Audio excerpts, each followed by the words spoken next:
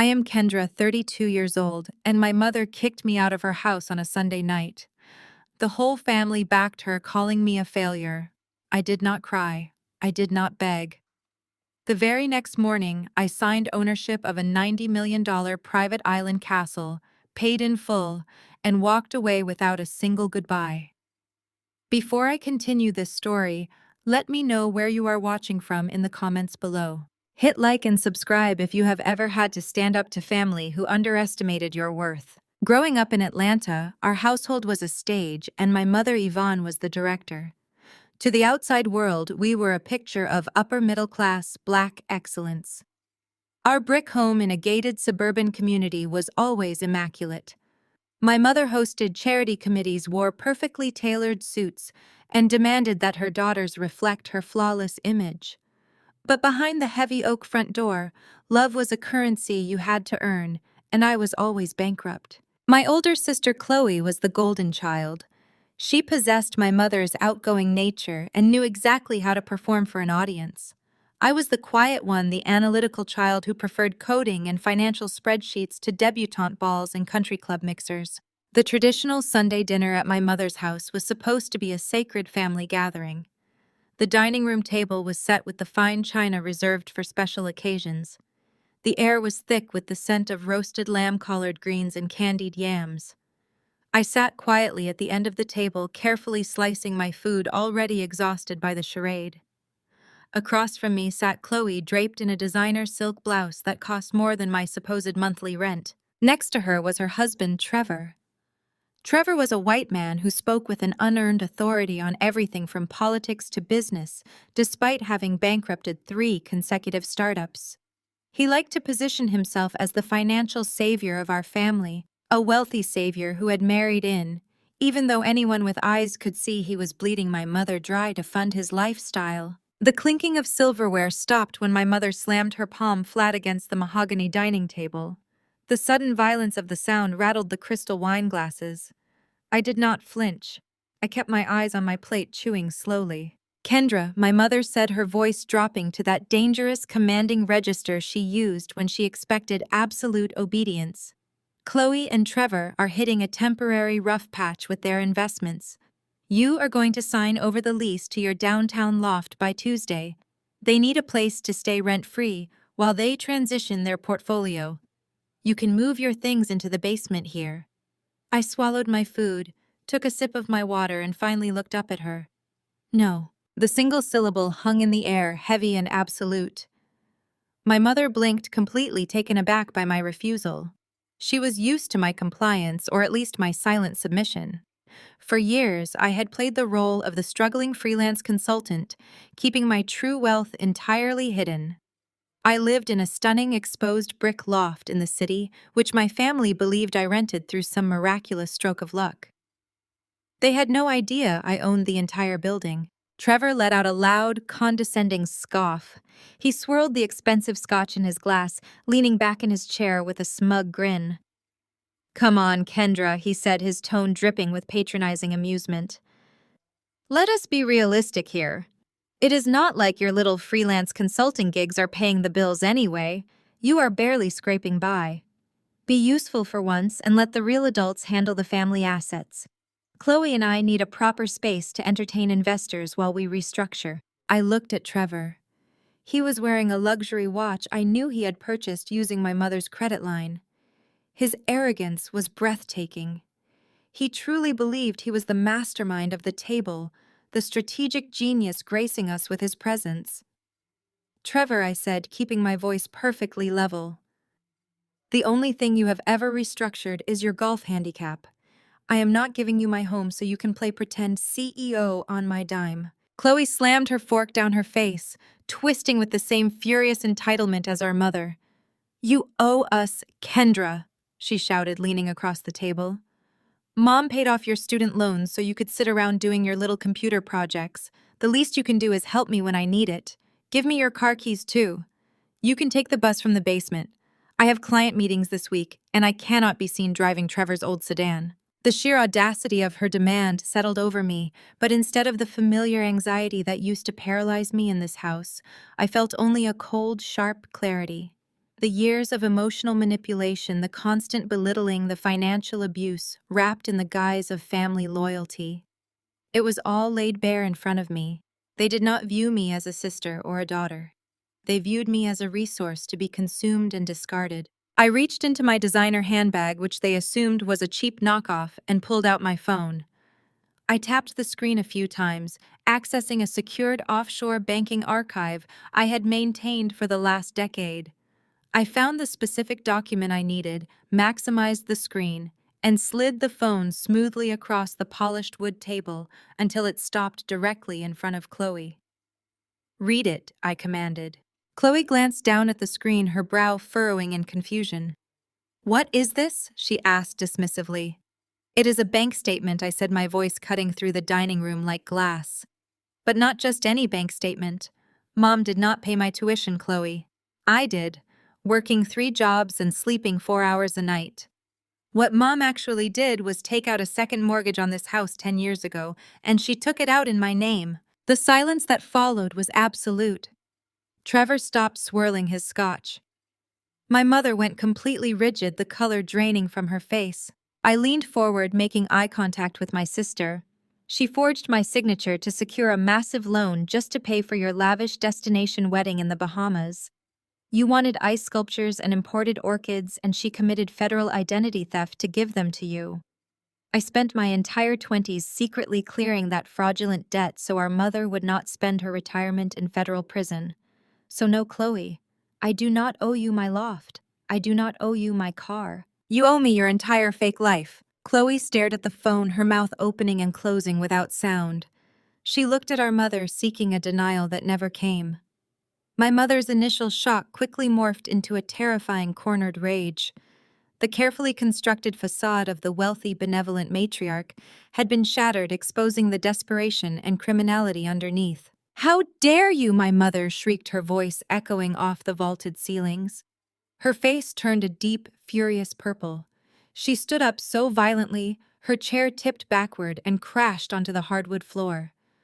"I did what I had to do for this family, for our image. You have always been ungrateful. You have always been jealous of your sister." I did not raise my voice. I stayed seated, watching her unravel. "You stole from me to fund an illusion, Mom. That is not family. That is exploitation." "Get out!" she screamed, pointing a trembling finger toward the front door. "Get out of my house. You are a selfish failure, Kendra. You have always been a disappointment to me. You do not belong in this family. Go back to your pathetic, lonely life and never come back here." Chloe, recovering from her shock, quickly aligned herself with the person who still controlled the purse strings. "You heard her?" Kendra, Chloe sneered, crossing her arms. "Leave. We do not need your toxic energy dragging us down." Trevor smirked, clearly enjoying the spectacle. "See you at the bottom, Kendra. Try not to ruin anyone else's evening on your way out." They waited for me to break. They expected the tears. They expected me to apologize, to grovel for my place at the table, to surrender my independence, just to be allowed back into their toxic fold. That was the script we had followed my entire life. But I was no longer the frightened girl desperate for her mother's love. I was a woman who had built a billion-dollar property technology empire while they were busy playing dress-up. I stood up, slowly smoothing the invisible wrinkles from my trousers. I reached into my coat pocket and pulled out my heavy brass spare key to my mother's house. I held it up so it caught the light from the chandelier, then walked over to where my mother stood, breathing heavily. I dropped the key directly into her half-full glass of red wine. It sank to the bottom with a quiet, definitive splash. "I am done playing my part in your tragedy," I said softly. I turned and walked toward the grand foyer. The marble floors felt cold and solid beneath my heels. I retrieved my cashmere coat from the closet, slipping it on with deliberate, unhurried movements. As I wrapped my scarf around my neck, I paused at the heavy oak front door and turned back to face the dining room. Trevor had stepped out into the hallway, a victorious sneer plastered across his face as he watched me pack up. "By the way, Trevor," I said, my voice carrying clearly through the silent house, "you might want to check the mailbox tomorrow morning." I know you like to pretend you are the financial savior around here, but the foreclosure notice on this beautiful family estate you are all bragging about was delivered to the local sheriff's office yesterday. It seems Mom stopped paying the primary mortgage 6 months ago to fund your latest failed app. Trevor's smug smile vanished instantly, replaced by a look of sheer, unadulterated panic. He whipped his head around to look at my mother, who had suddenly collapsed into her dining chair, her hands covering her face. I did not wait to watch the explosion. I opened the front door and stepped out into the crisp, freezing night air. The heavy door clicked shut behind me, severing my ties to that house forever. I walked down the long manicured driveway toward my car.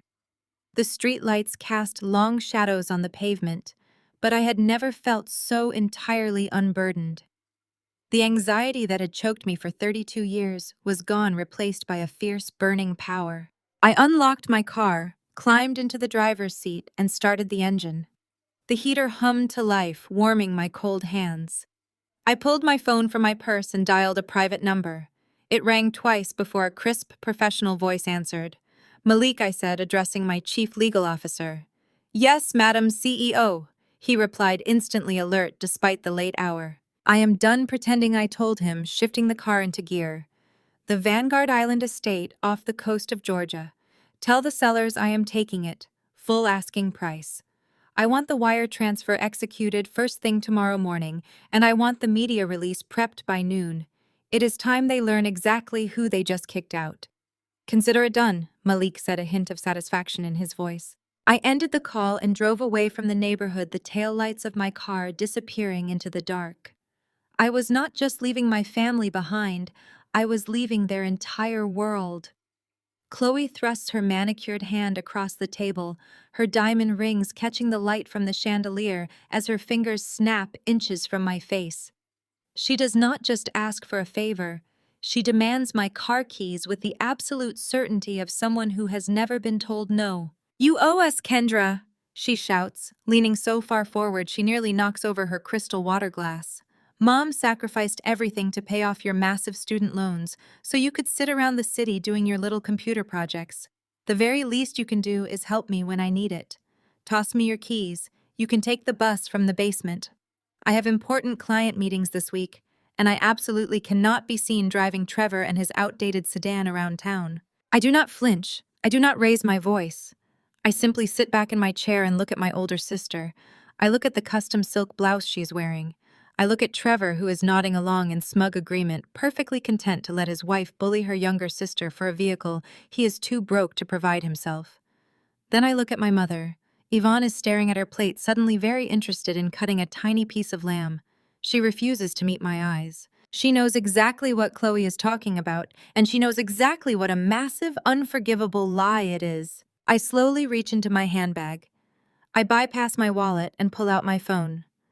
I unlock the screen and open a secure, encrypted application that houses my most sensitive financial documents. I navigate to an archive folder labeled 10 years ago. With a few quick taps, I bring up a scanned, digitized set of legal documents. I place the phone flat on the mahogany table and slide it smoothly across the polished wood. It glides perfectly, stopping right next to Chloe and her half-eaten dinner. "Read it," I command. My voice is quiet, but it carries a weight that instantly silences the room. Chloe rolls her eyes, letting out an exaggerated sigh of annoyance, but she glances down at the screen. "What is this supposed to be?" she asks dismissively. "Some fake spreadsheet you typed up to get out of helping your own blood." "It is a bank statement," I say, keeping my eyes locked on hers. "A bank statement accompanied by a property deed and a loan origination form." "Look closely at the date, Chloe. Look at the signature at the bottom." Trevor leans over his wife and squints at the glowing screen. His arrogant smirk falters slightly as his eyes scan the financial jargon. "Mom did not pay my tuition." "Chloe," I say, my voice cutting through the heavy silence of the dining room like a blade. "I paid every single cent of my own tuition. I worked 3 jobs, I slept 4 hours a night. I built my entire career from the ground up without a single dollar from this family. What Mom actually did was take out a second mortgage on this exact house we are sitting in, and she took it out in my name. Chloe freezes. Her hand hovers over the phone, suddenly trembling. Trevor looks up, his face pale. He turns his head slowly toward my mother, who is now gripping her wine glass so tightly her knuckles have turned completely white. I lean forward, resting my forearms on the table. She forged my signature, Chloe. 10 years ago, when I was just a girl trying to survive my senior year of college, your mother committed federal identity theft to secure a massive loan. And do you know what she did with that money? She did not invest it. She did not save it for a rainy day. She used every last dime of it to pay for your lavish, over-the-top destination wedding in St. Bart's. Chloe opens her mouth to speak, but no sound comes out. I refuse to let her look away. You wanted ice sculptures imported from Canada. I continue listing the ridiculous expenses that have burned in my memory for a decade. You wanted a custom designer dress flown in from Paris. You wanted 200 guests put up in luxury beachfront villas with all expenses paid. You thought it was family money. Trevor thought he was marrying into generational wealth. But there was no family money. There was only a fraudulent loan taken out against the identity of your 22-year-old sister. Trevor shifts in his seat, the reality of his situation crashing down on him. He married Chloe believing my mother was sitting on a gold mine. Finding out that the foundation of his wife and her family is built on stolen credit destroys the illusion he has been living in. He looks at my mother with a mixture of shock and sheer panic. You committed fraud, he asks, his voice barely a whisper. I do not let Trevor take control of the narrative. I keep my focus entirely on the women who made my life a living nightmare. I found out about the loan 3 years later, I say, the cold anger finally seeping into my tone. I went to the bank to secure my very first small business loan to launch my consulting firm. I sat in a sterile office and listened to a bank manager tell me my credit was completely destroyed. I was hundreds of thousands of dollars in debt, and I had no idea why. I look at my mother. Yvonne is breathing heavily, her chest rising and falling in rapid, shallow movements. The mask of the perfect wealthy matriarch is dissolving right in front of us. I spent my entire 20s secretly clearing that debt, I tell them. While you were taking vacations to Europe and buying luxury cars on credit, I was living on instant noodles in a studio apartment. I funneled every single spare dollar I made into a secret account just to pay off the bank before they foreclosed on this house. I did not do it because I loved you. I did it because I needed my name completely clear to build my company, and because I did not want my mother spending her retirement years rotting in a federal prison for mortgage fraud. The silence in the dining room is absolute. The only sound is the ticking of the grandfather clock in the hallway. I have completely dismantled the reality they have relied on for years. They do not view me as a sister or a daughter. They view me as an endless resource, a silent scapegoat meant to absorb their mistakes and fund their failures. So no, Chloe, I say, my voice dropping back to a calm, terrifying whisper. I do not owe you my loft. I do not owe you my car. You owe me your entire fake life. Every luxury you have enjoyed for the last 10 years was bought with my stolen future. Chloe stares at the phone, tears of humiliation welling in her eyes. She looks at our mother, desperately seeking a denial. Tell her she is lying. Mom, Chloe pleads, tell her it is not true. But Yvonne cannot deny it. The proof is glowing right there on the table. Instead of showing an ounce of remorse, instead of breaking down and apologizing for stealing a decade of my life, my mother reacts exactly how a cornered narcissist always reacts. She goes on the attack. Yvonne turns a deep, furious shade of purple. The veins in her neck bulge against her pearl necklace. She stands up so violently that her heavy dining chair tips backward and crashes onto the hardwood floor with a deafening bang. How dare you, my mother shrieks, her voice raw and echoing off the vaulted ceilings. I did what I had to do for this family. For our image. You have always been ungrateful. You have always been jealous of your sister. I do not react to her outburst. I stay seated, watching her unravel completely. You stole from me to fund an illusion, Mom. That is not family. That is exploitation. You think you are so smart, Yvonne screams, pointing a trembling manicured finger directly at my face. You think because you paid off one loan you can come into my house and disrespect me? I gave you life. You owe me everything. I had to protect Chloe because she actually has a future. She actually brought a husband into this family. What have you ever done except hide in your city apartment and judge us? Trevor steps back clearly, wanting no part of Yvonne and her destructive rage now that he knows the money is fake.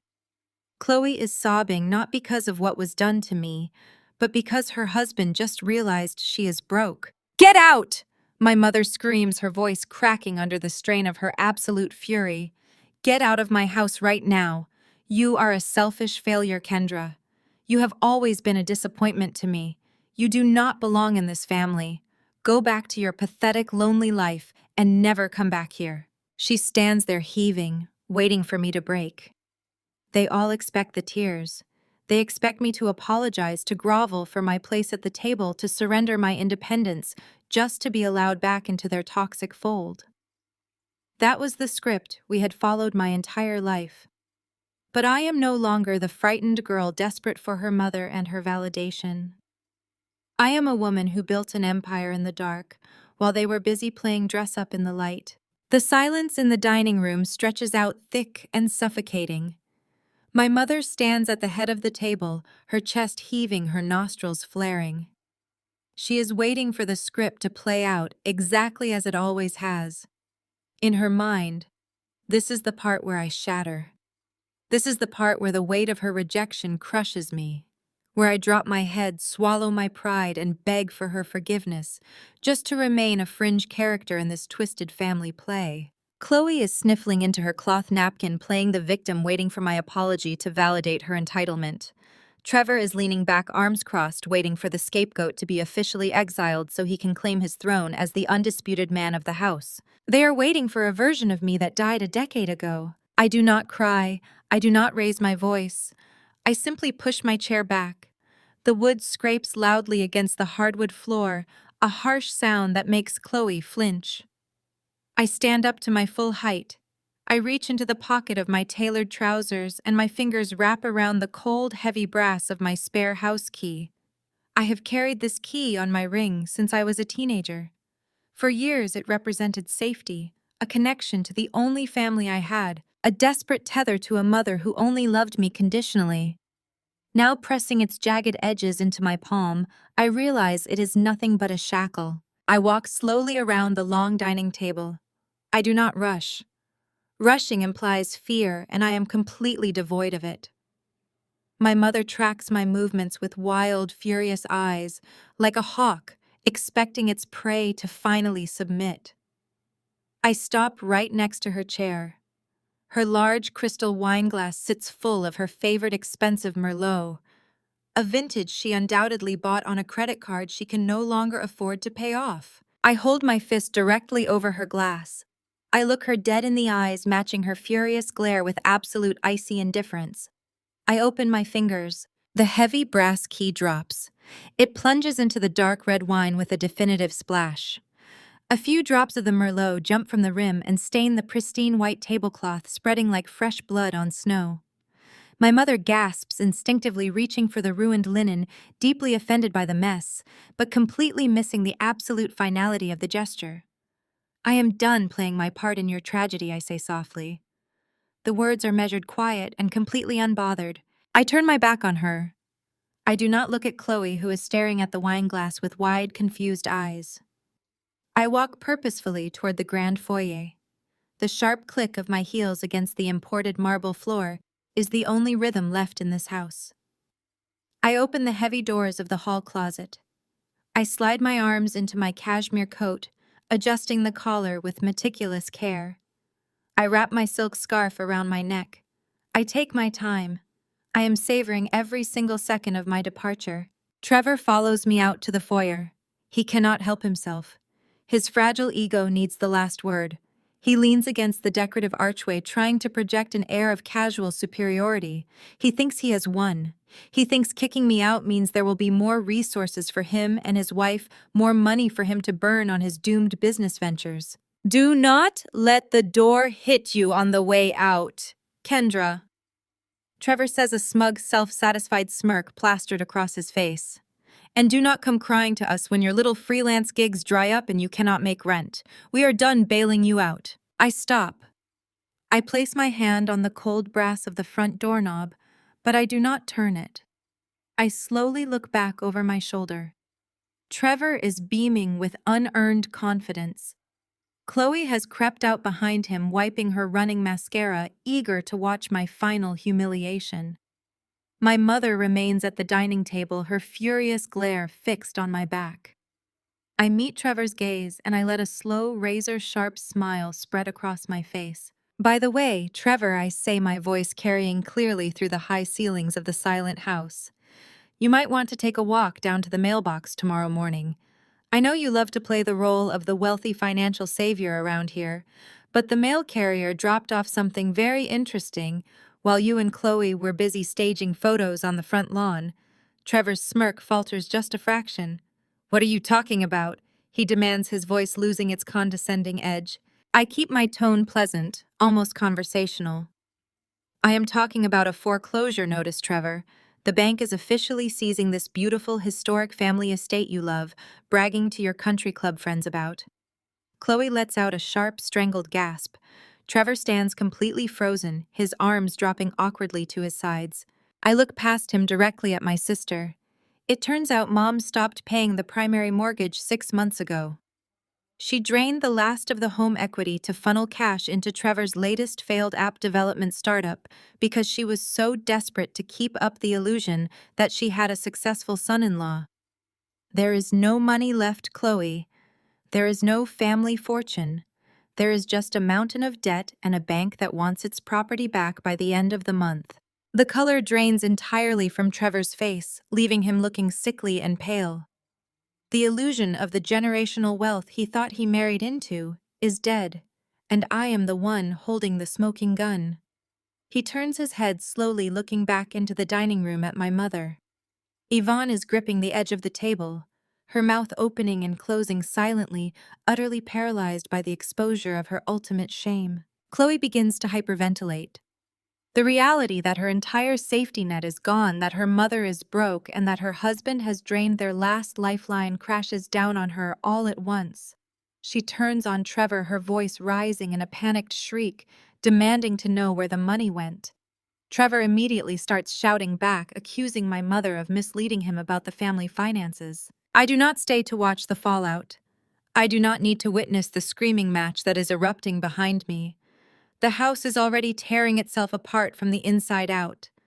I twist the doorknob and pull the heavy oak door open. The crisp, freezing night air hits my face, and it feels like absolute, unadulterated freedom. I step out onto the porch and pull the door shut behind me. The heavy click of the deadbolt sliding into place is the most satisfying sound I have ever heard. I walk down the long, winding, manicured driveway.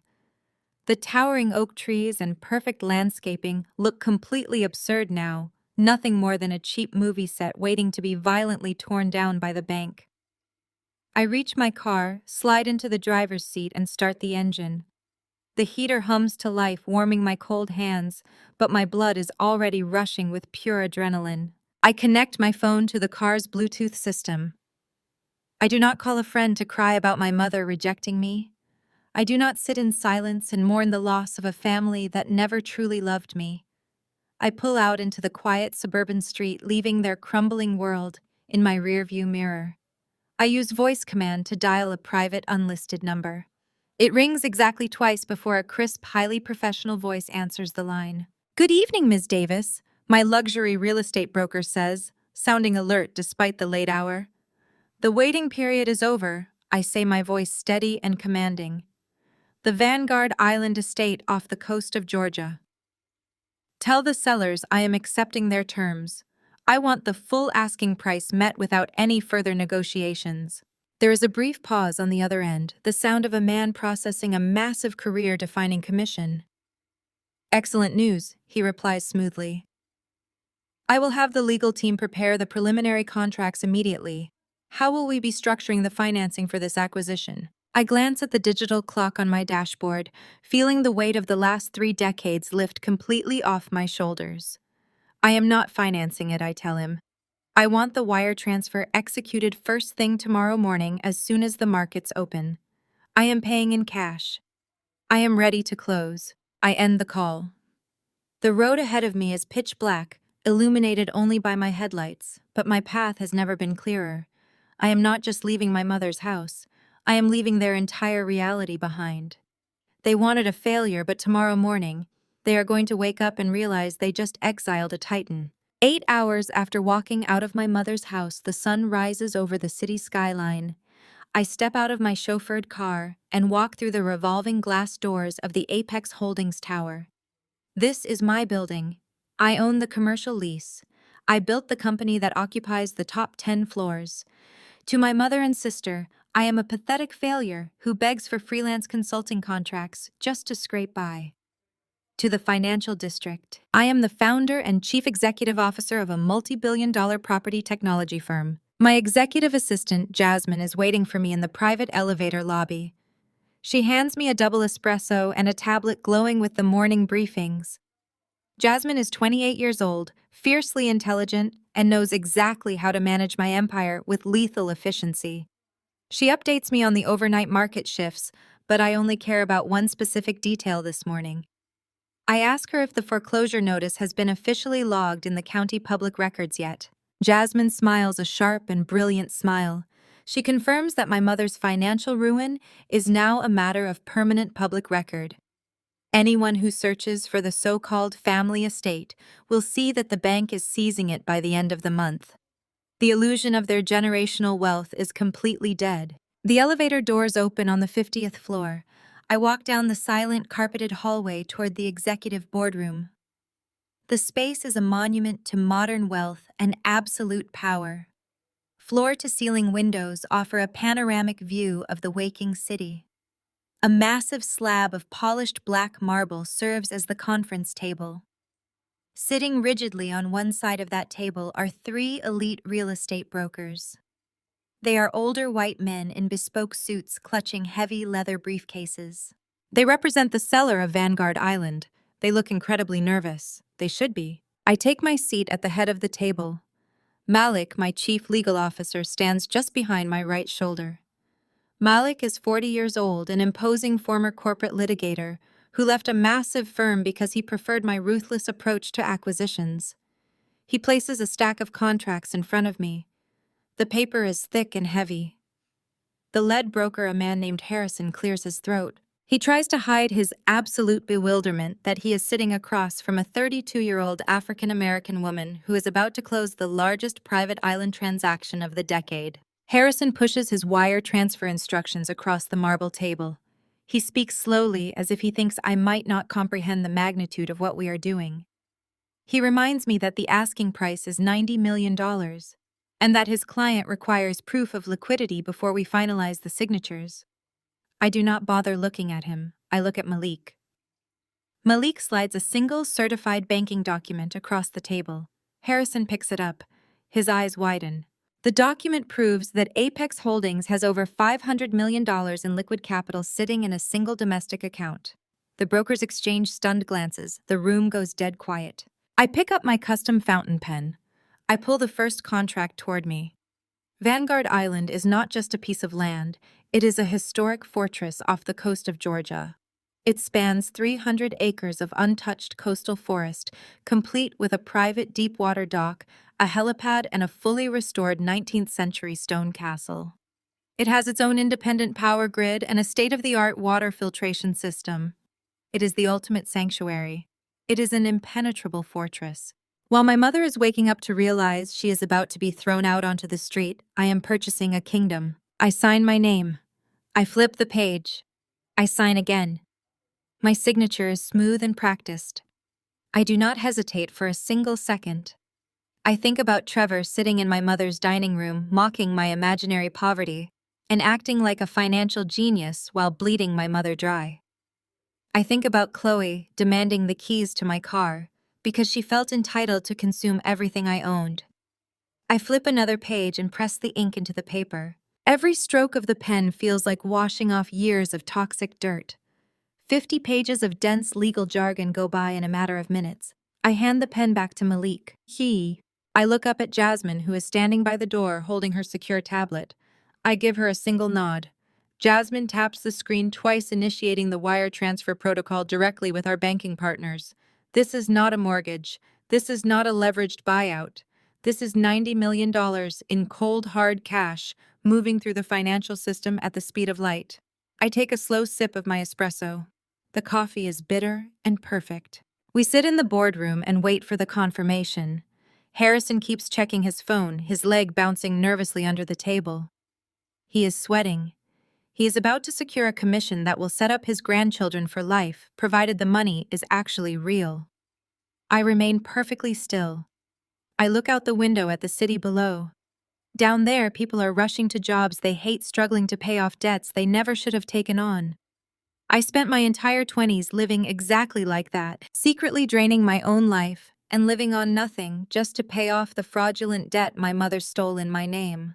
I sacrificed my youth to protect a family that threw me away the second I stopped being a convenient scapegoat. That version of me is completely dead.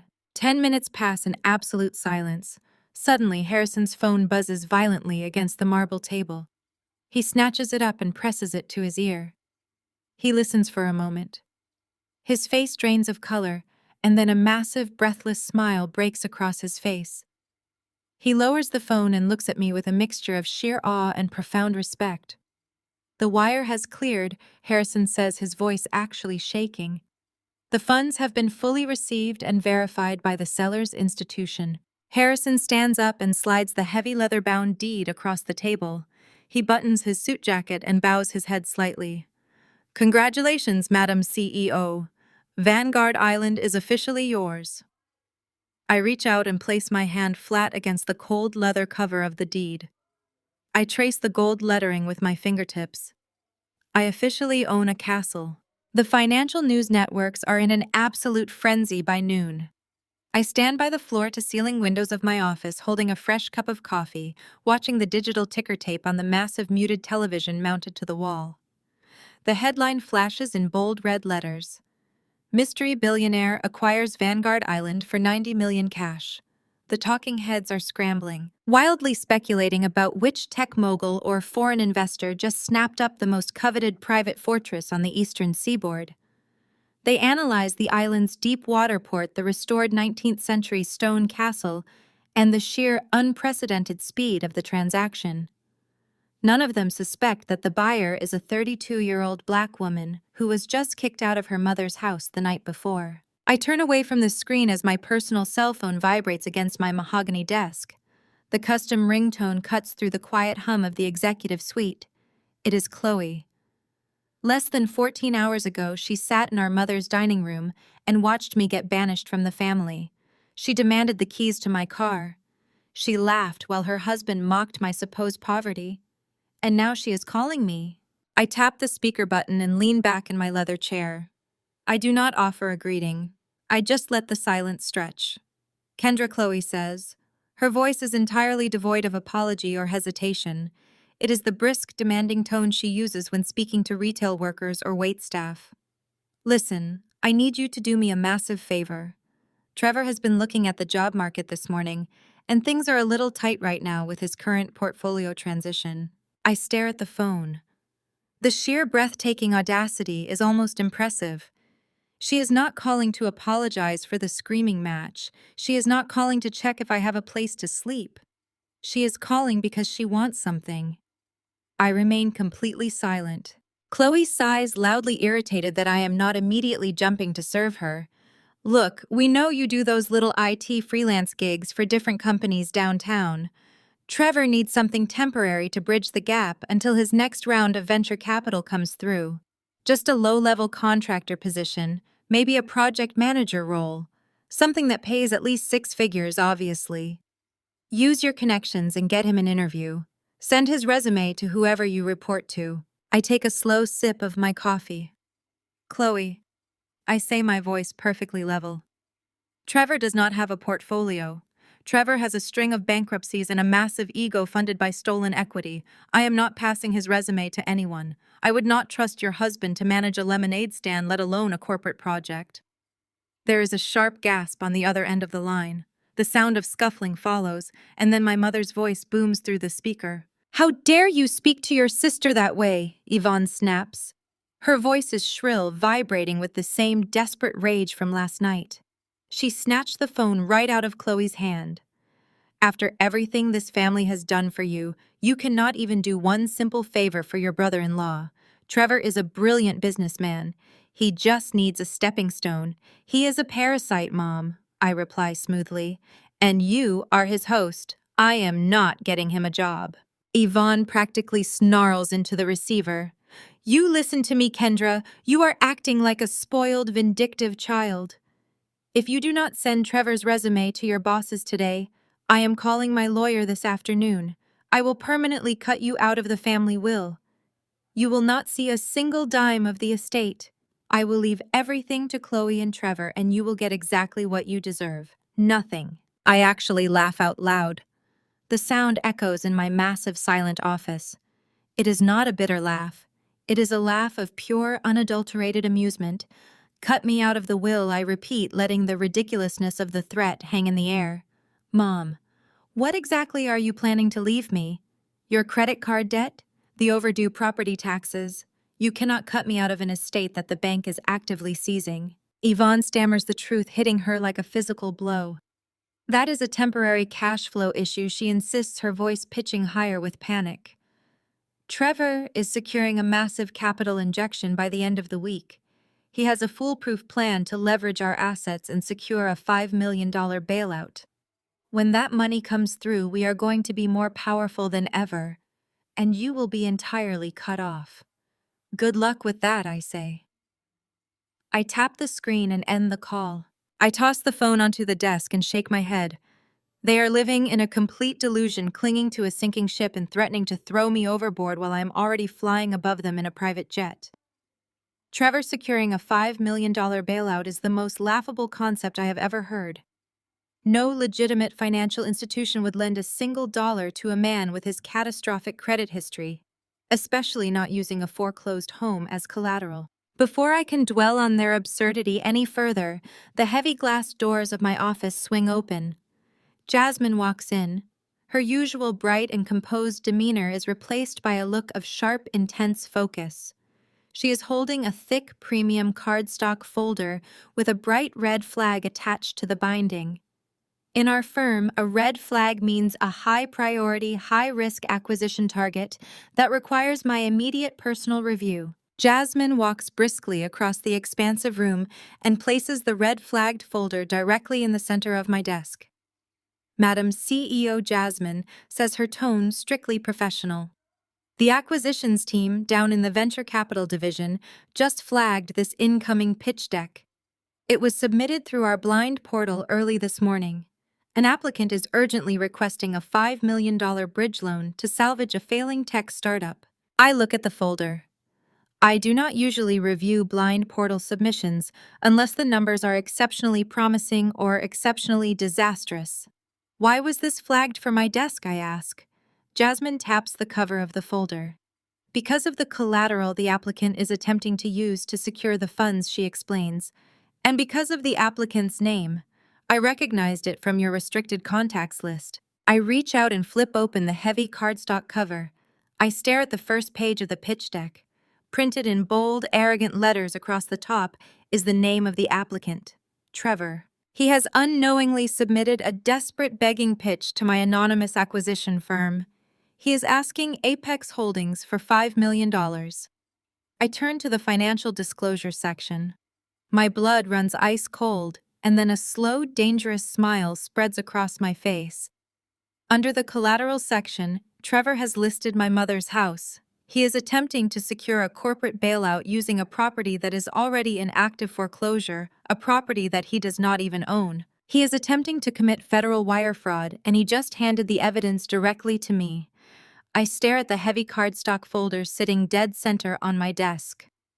Trevor has his name printed in embossed silver letters across the front cover.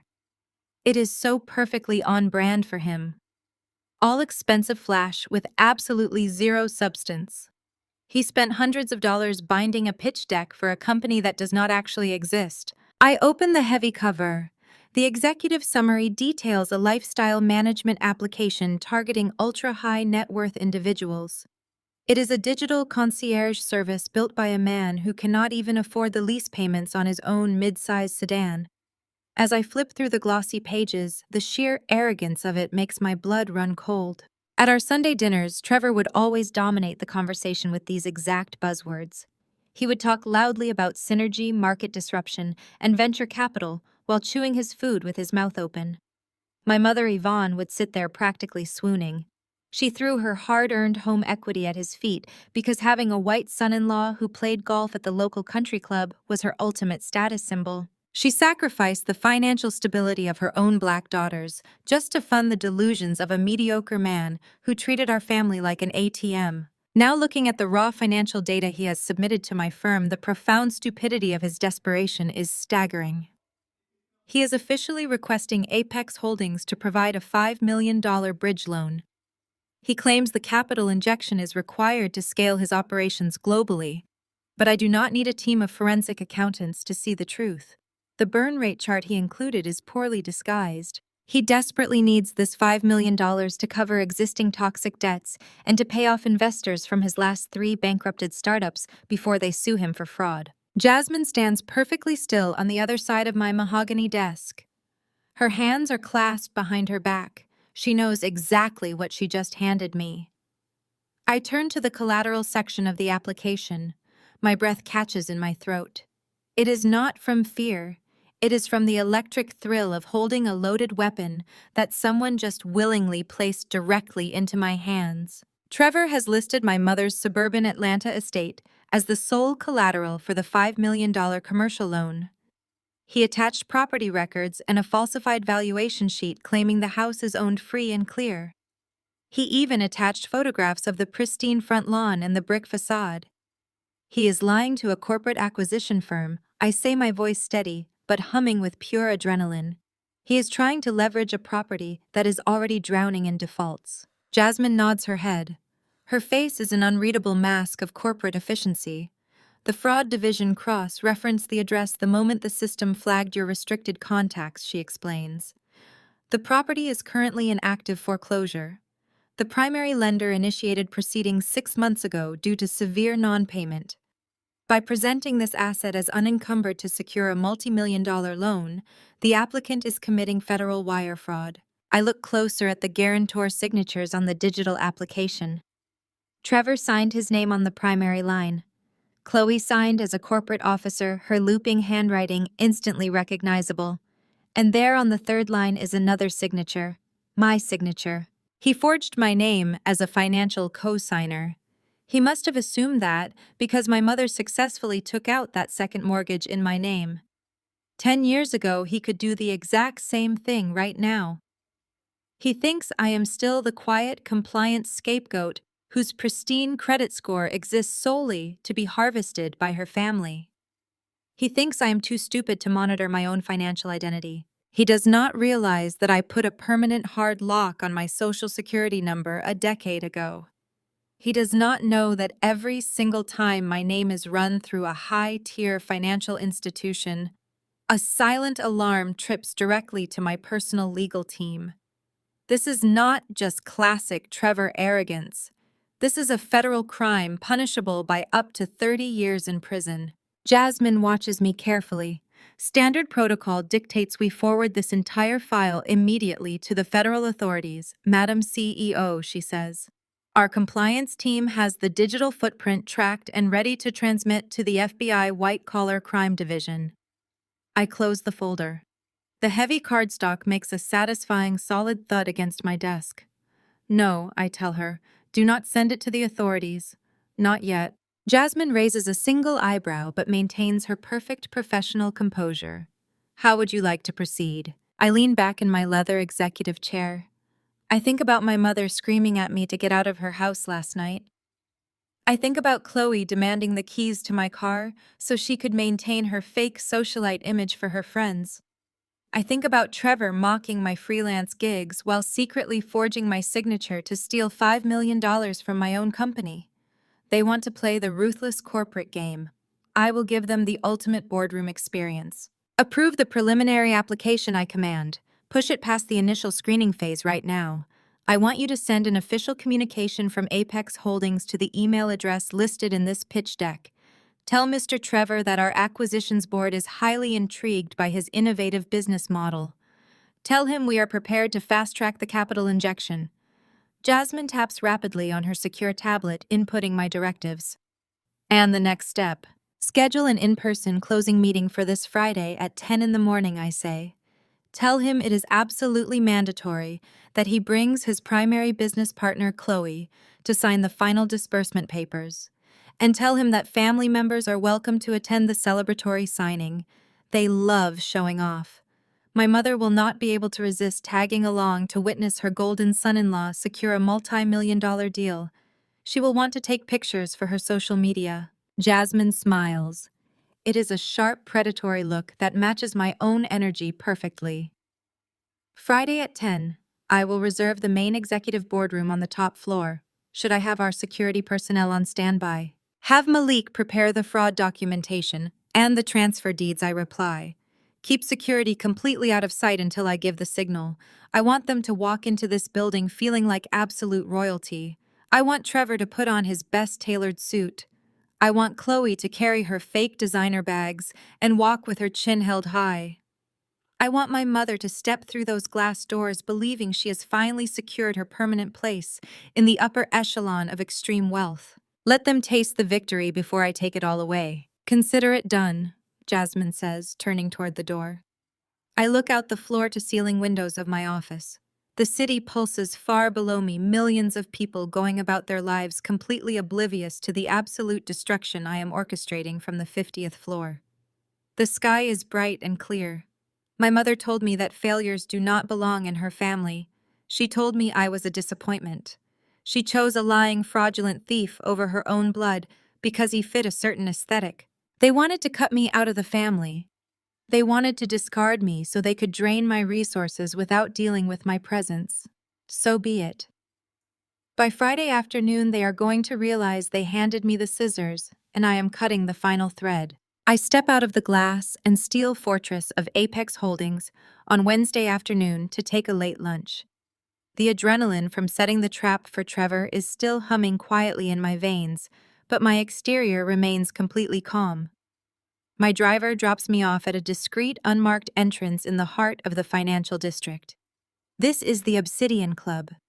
It is an ultra-exclusive members-only dining establishment where the city's elite converge in absolute privacy. You cannot simply walk off the street and secure a table here.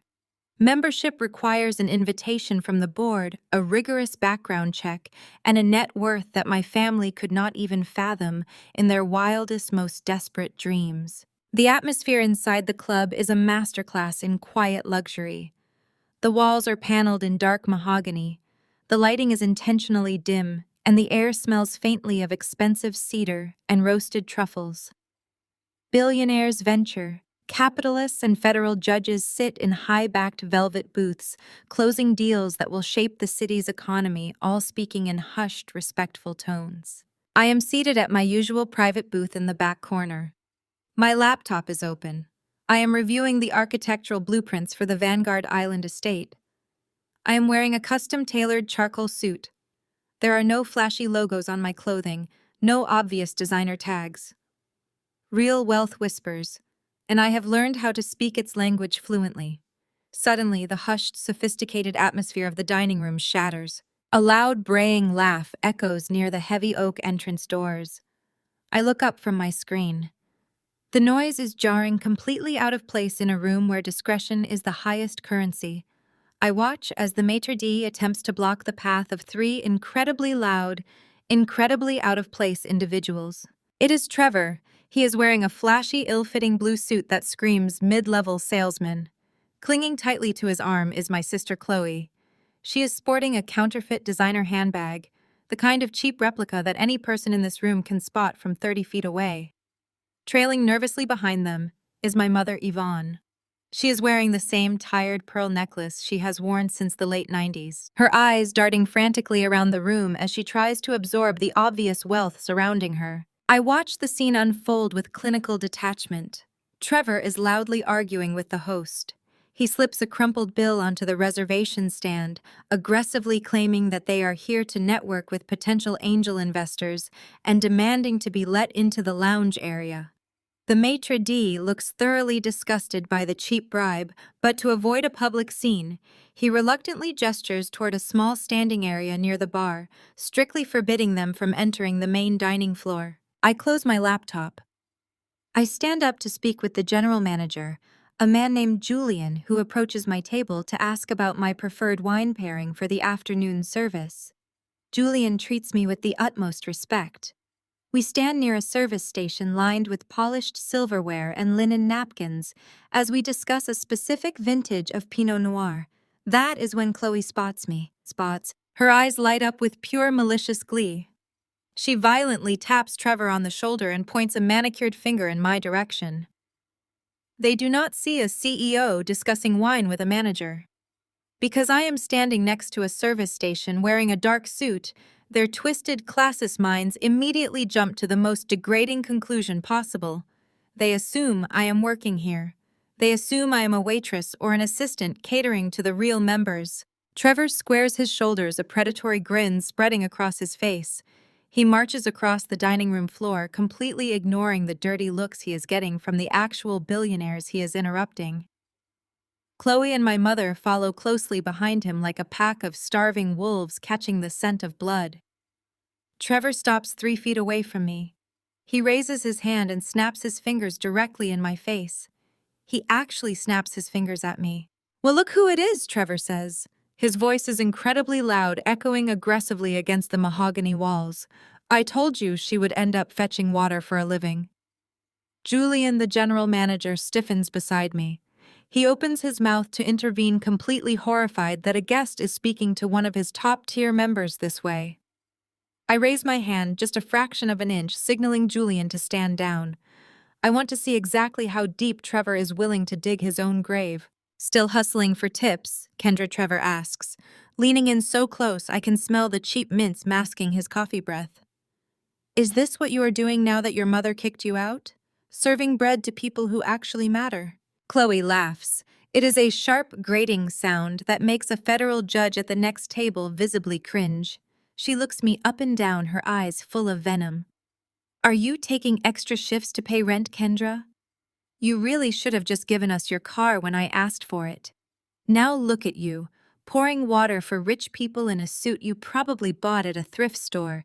It is actually tragic. This is classic behavior for them."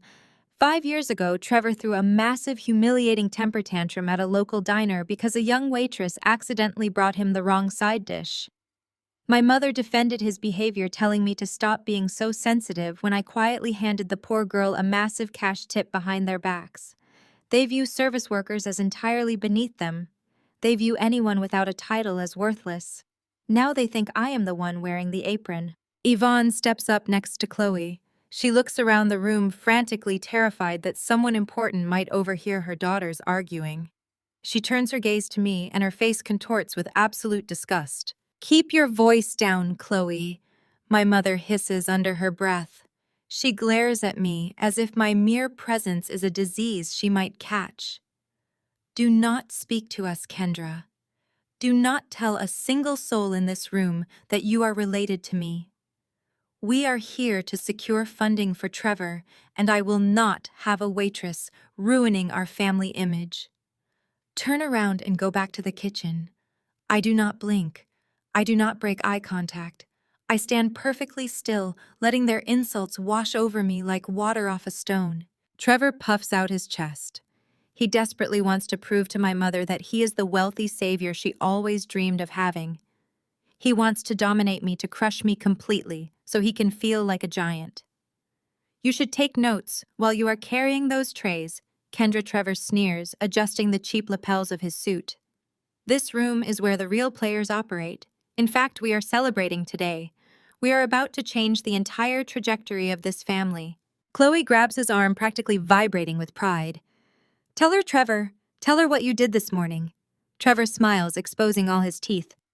"I just secured a fast-tracked mandatory closing meeting for this Friday with Apex Holdings, $5 million in raw capital. They loved my pitch deck so much they bypassed their entire initial screening process. They practically begged me to come in and sign the disbursement papers. That is how real business is done." I stare at him. I do not correct him. I do not tell him that I am the one who sent that email.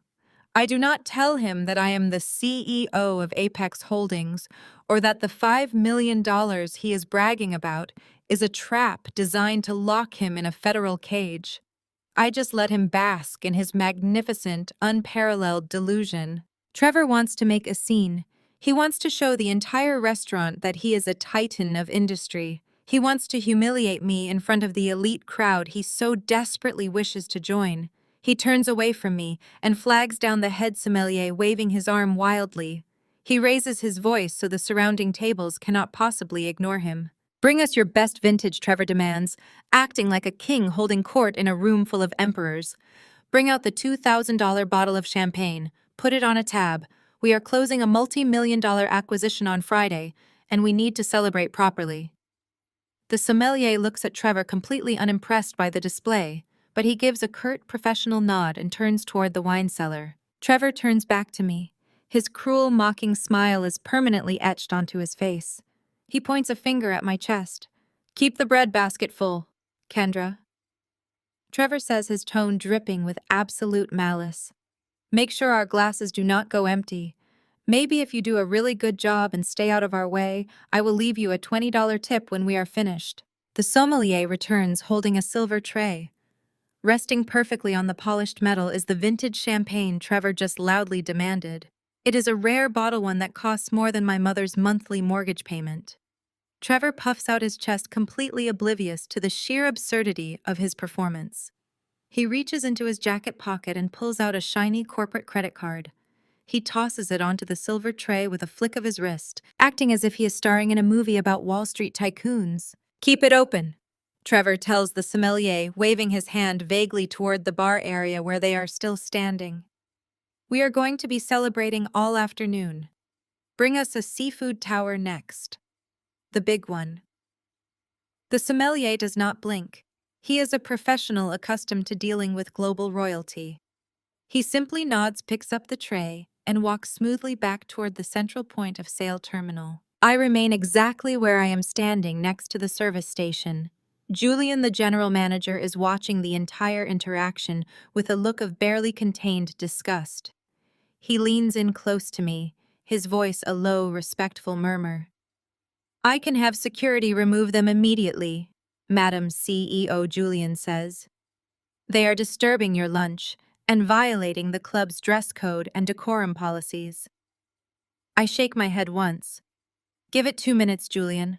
I want to see this play out." We do not have to wait long. Less than 60 seconds later, the sommelier walks back across the mahogany dining room floor. He approaches Trevor.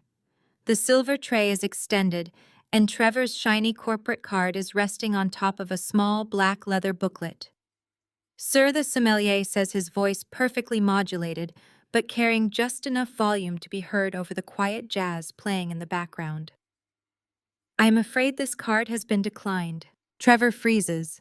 His arrogant smile drops, replaced instantly by a look of sheer, unadulterated panic. Chloe, standing next to him in her counterfeit designer dress, sharply inhales. My mother, Yvonne, physically recoils, taking a quick step back as if the word declined is a contagious disease. "That is impossible," Trevor barks. His voice is way too loud for the Obsidian Club. Several heads turn in our direction. A venture capitalist sitting 2 booths down slowly lowers his newspaper. "Run it again. Your machine must be broken. It is a premium corporate account." "I ran it twice, sir," the sommelier replies smoothly. "The issuing bank has placed a hard block on the account due to insufficient funds." Trevor's face turns a violent, blotchy shade of red. He is sweating now. He realizes that people are staring. He realizes that the elite investors he came here to impress are currently watching him fail to buy a single bottle of wine. He aggressively pats down his pockets and yanks out a thick leather wallet. He rips out a personal credit card and slaps it onto the tray. "It is a security fraud alert?" Trevor lies, his voice cracking slightly. "I travel a lot for business. The bank always locks my cards when I make large purchases. Just use this one." The sommelier takes the second card and walks away. Trevor tries to recover his composure. He turns to Chloe and forces a laugh that sounds entirely deranged. He loudly complains about incompetent banking institutions desperate to convince the silent watching room that he is a victim of a clerical error. Chloe is clutching her fake handbag so tightly her knuckles are white. She refuses to look at my mother. Yvonne is staring at the floor, mortified beyond words. The sommelier returns. His expression is completely carved from stone. He places the second card on the silver tray. "Declined, sir," the sommelier says, "and the bank has requested that we confiscate this specific card as the account has been flagged for severe delinquency.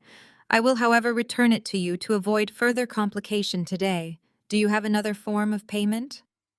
The silence in the dining room is absolutely deafening. Nobody is whispering anymore. They are just watching.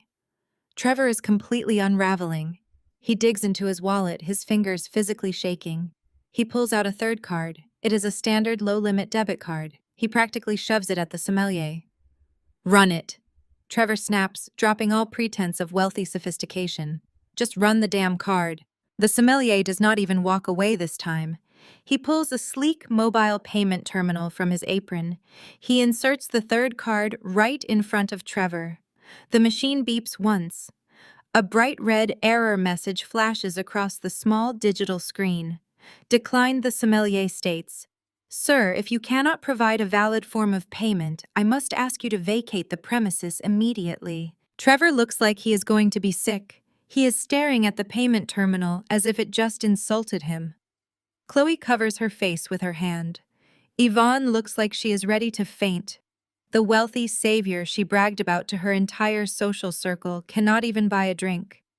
The reality of Trevor's absolute financial ruin is playing out on the most exclusive stage in the city. This is my moment. I step away from the service station. My custom-tailored suit moves perfectly with my frame. I walk slowly, purposefully, right into the center of the disaster. Trevor, Chloe, and my mother all look up at me. They are expecting me to serve them bread. They are expecting me to pour them water. I raise my right hand and snap my fingers. It is a sharp, commanding sound. Julian, the general manager, instantly steps forward. I reach into the inner pocket of my suit jacket. I pull out my credit card. It is not plastic. It is a heavy, solid metal black card issued by invitation only to individuals with a verified net worth exceeding $100 million. It catches the dim light of the dining room as I drop it onto the sommelier's silver tray. The heavy metal makes a sharp, distinct clack against the silver.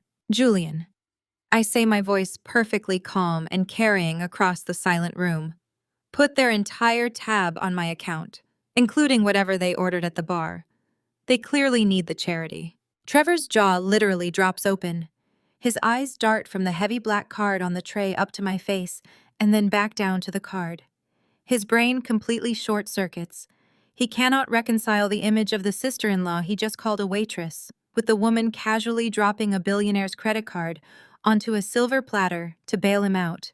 Chloe lets out a loud, high-pitched gasp. She stares at the black card as if it is a venomous snake. Her shock instantly violently morphs into pure, unchecked rage. She cannot accept that I have money. She cannot accept that the sister she tormented and stole from is standing in front of her wielding the kind of wealth she has spent her entire life trying to fake. "You stole that," Chloe screams. Her voice shatters the refined atmosphere of the club. She points a shaking finger directly at my face. "You stole a rich man's credit card. You are a thief, Kendra. You are working here as a waitress and you stole a customer's wallet to try and embarrass us." Julian steps firmly between Chloe and me.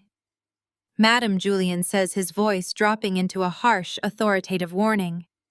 "If you raise your voice to Madam CEO again, I will have the police drag you out of this establishment in handcuffs. Ms. Davis is one of our founding board members. You are trespassing." Chloe recoils as if she has been physically struck.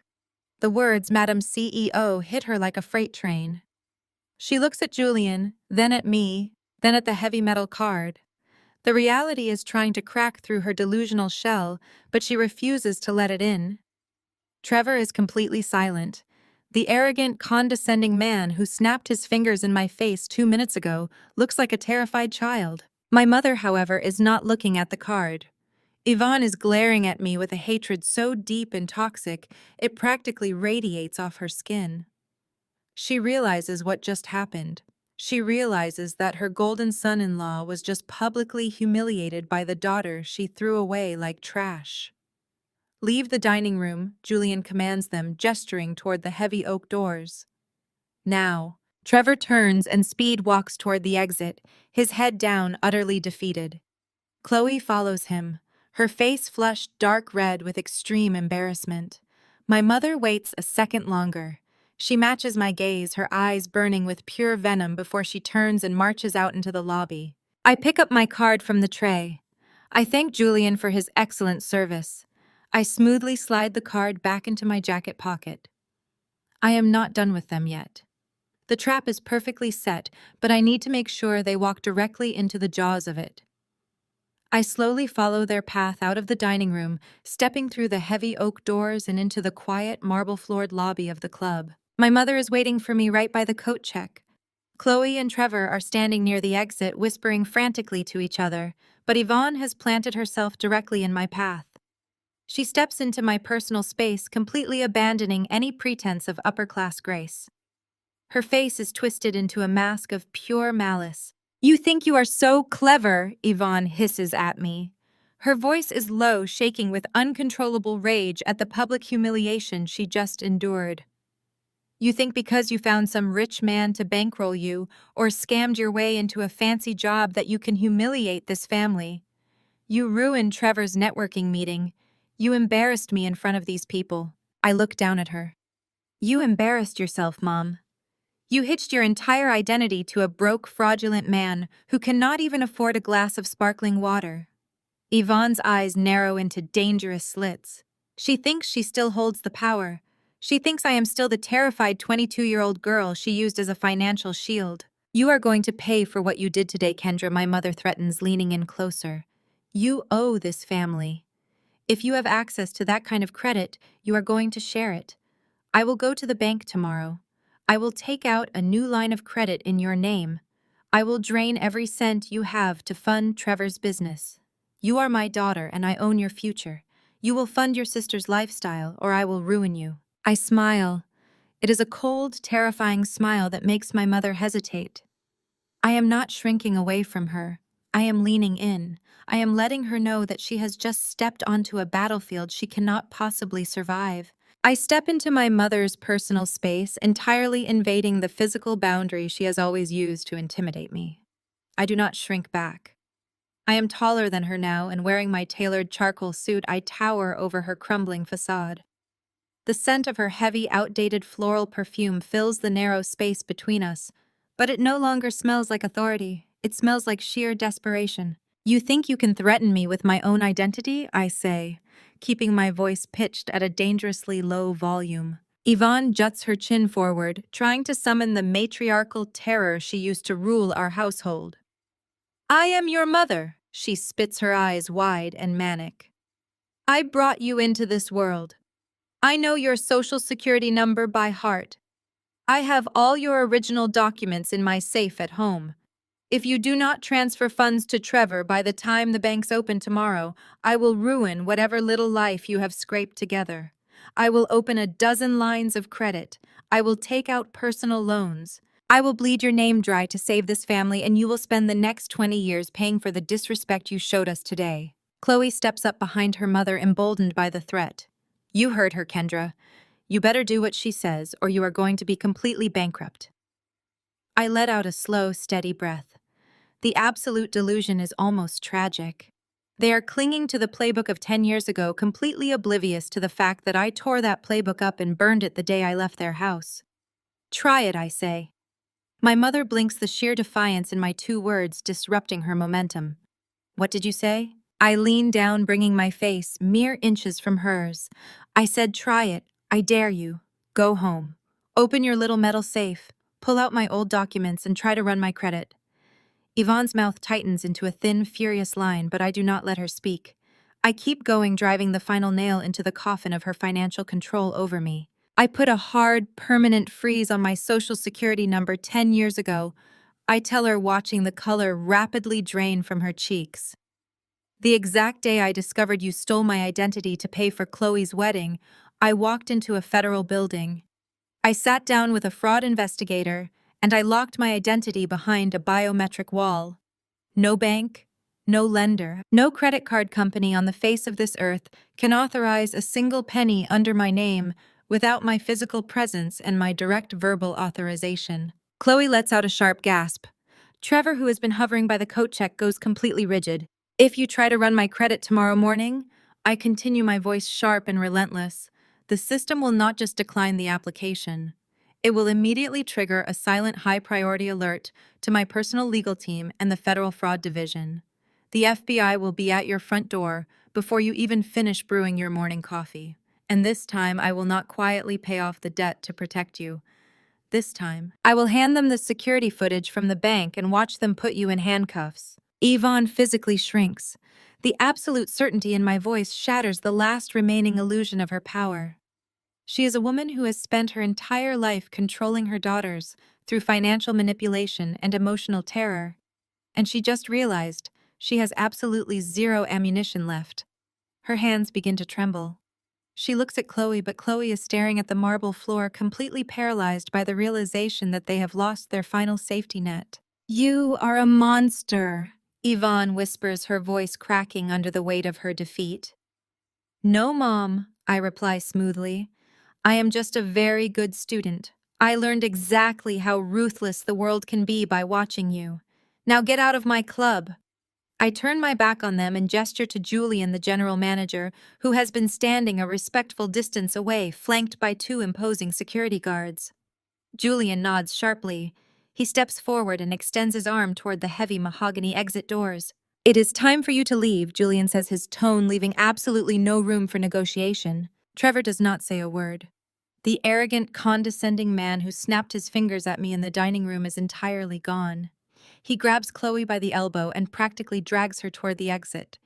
Yvonne follows them, her shoulders slumped, her posture defeated. They do not look back. They are pushed out the doors by the security guards, ejected from the world of extreme wealth they so desperately tried to infiltrate. I do not immediately return to my table. I need a moment of fresh air to clear the stench of their desperation from my lungs. I walk over to the side exit of the lobby, pushing open the glass door that leads to the private valet courtyard. The afternoon air is crisp. I stand in the shadows of the massive stone pillars that line the club's exterior, taking a deep cleansing breath. Just beyond the stone pillars near the edge of the street, I hear a frantic, hushed conversation. It is Trevor and Chloe. They are waiting for a cab, having clearly parked blocks away to avoid the exorbitant valet fee. I step slightly deeper into the shadows, completely hidden from their view, but perfectly positioned to hear every single word of their panicked argument. "What are we going to do?" Chloe demands, her voice shrill and trembling with rising hysteria.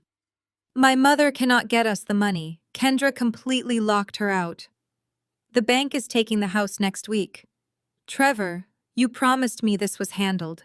You told me we were closing a massive deal on Friday." Trevor is pacing frantically back and forth on the sidewalk. He is running his hands through his hair, violently tugging at the roots. His entire facade of wealthy confidence has collapsed into raw, unfiltered panic. "It was supposed to be handled," Trevor hisses back, his voice cracking. "The pitch was approved. They fast-tracked the application. We are scheduled to sign the disbursement papers at Apex Holdings on Friday morning. $5 million, Chloe. It is guaranteed." "Then why are you freaking out?" Chloe shrieks, stomping her foot on the pavement. "If the deal is approved, what is the problem?" Trevor stops pacing. He looks around, wildly paranoid that someone might be listening.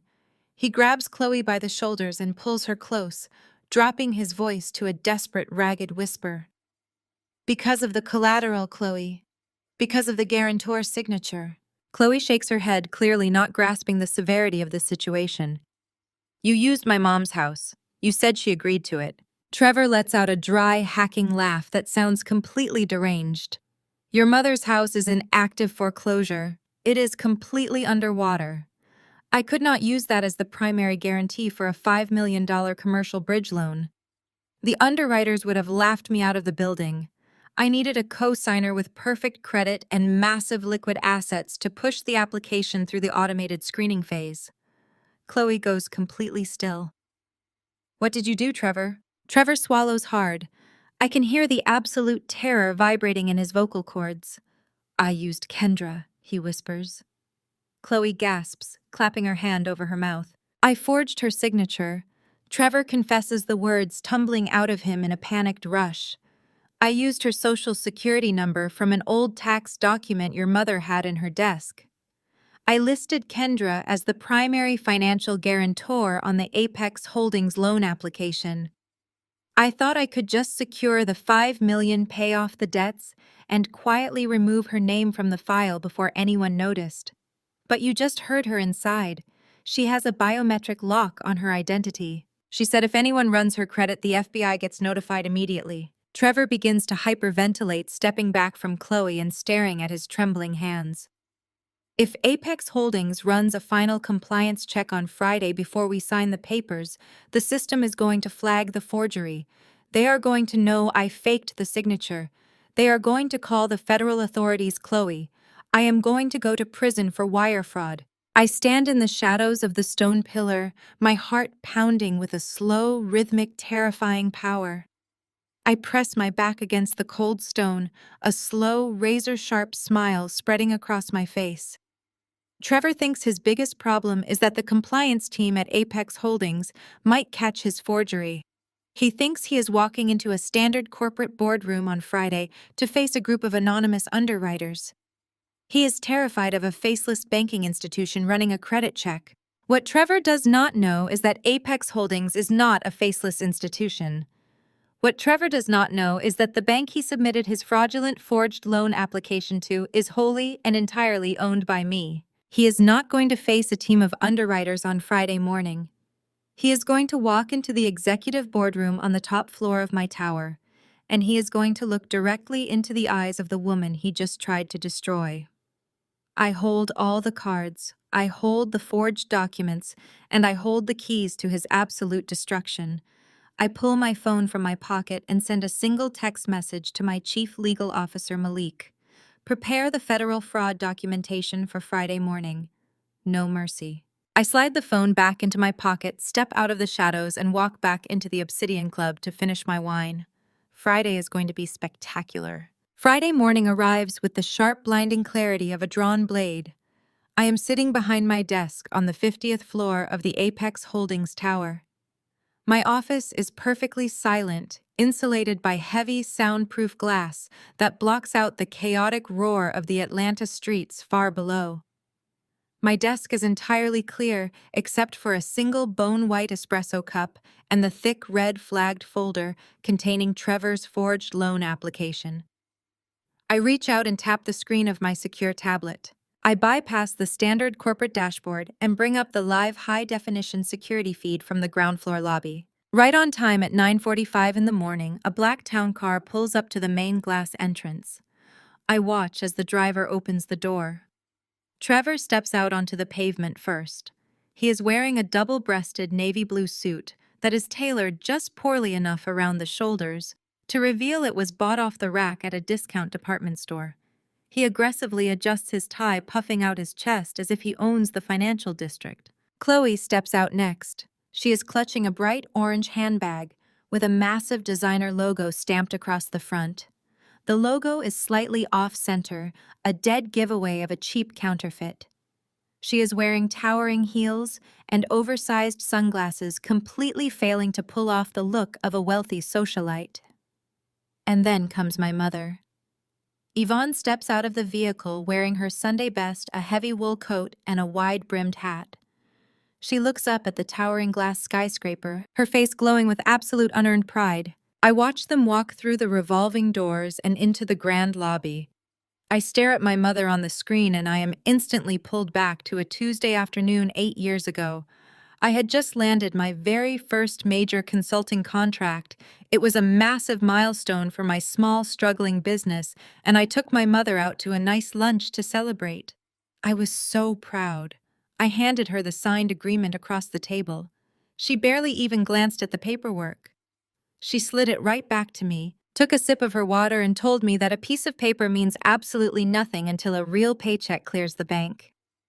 Then she sighed, looked at me with total disappointment, and asked why I could not just find a rich, successful man to take care of me like Chloe did.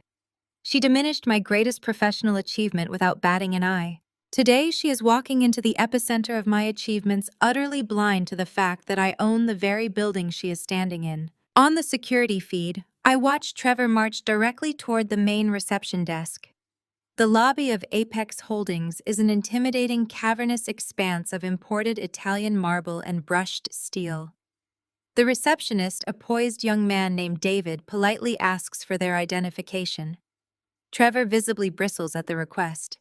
He leans his forearms aggressively over the high marble counter, invading David's personal space. Though I cannot hear the audio from the lobby camera, I know exactly what Trevor is doing. He is loudly announcing that he is a VIP client here to close a multi-million-dollar acquisition. He is trying to bully a receptionist to stroke his own fragile ego. Chloe is hovering in the background, holding up her smartphone. She is panning the camera across the soaring lobby ceiling, recording video content for her fake socialite followers. She is actively tagging herself at a billionaire-tier investment firm to prove her status to people who do not care about her existence. Yvonne stands just behind Trevor, with her hands clasped respectfully in front of her, nodding approvingly at his aggressive, condescending posturing. David hands them temporary visitor badges with absolute professional grace. He directs them toward the secure executive elevators at the back of the lobby.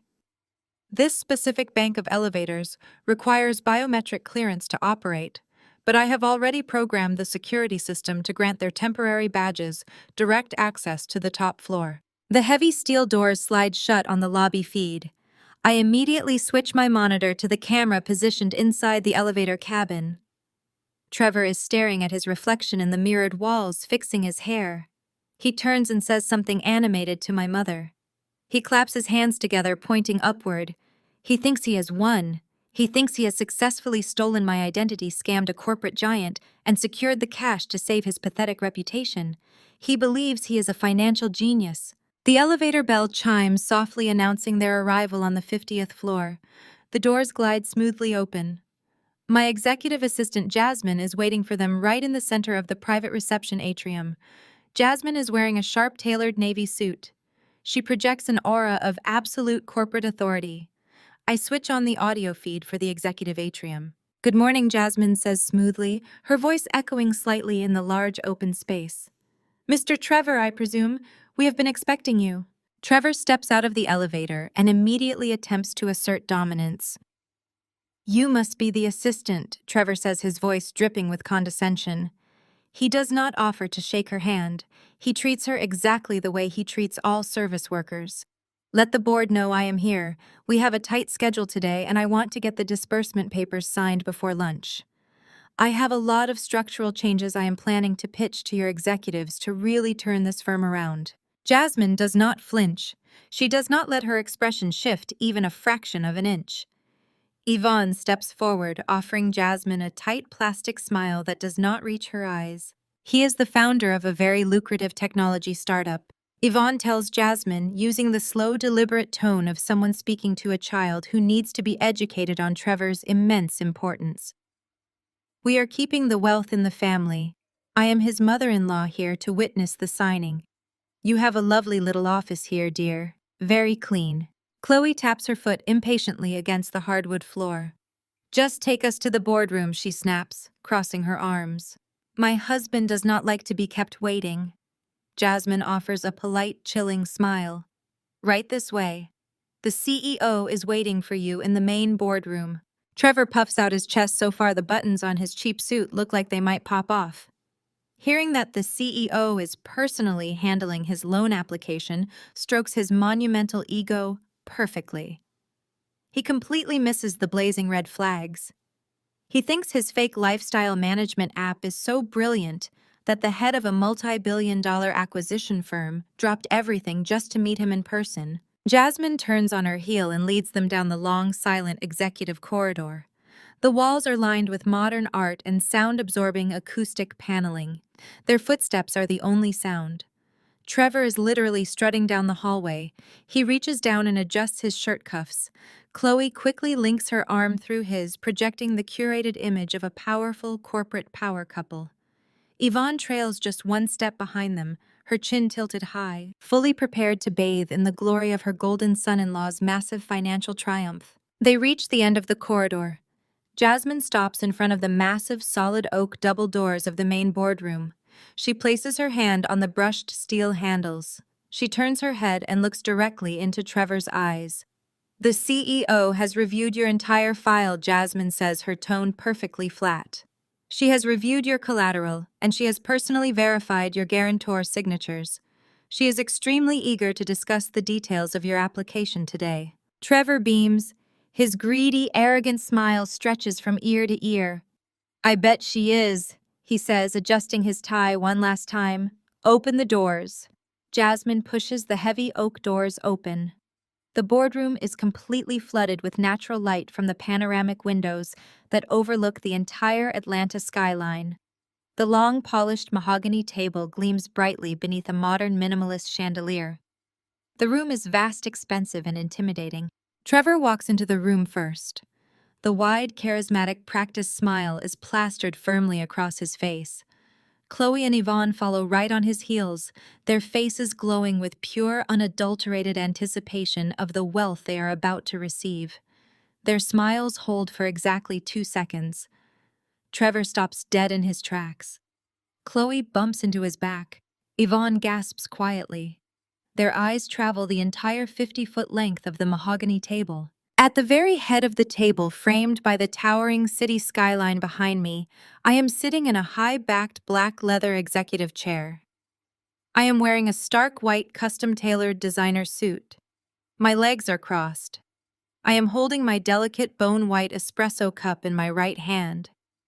I take a slow, deliberate sip of the bitter coffee.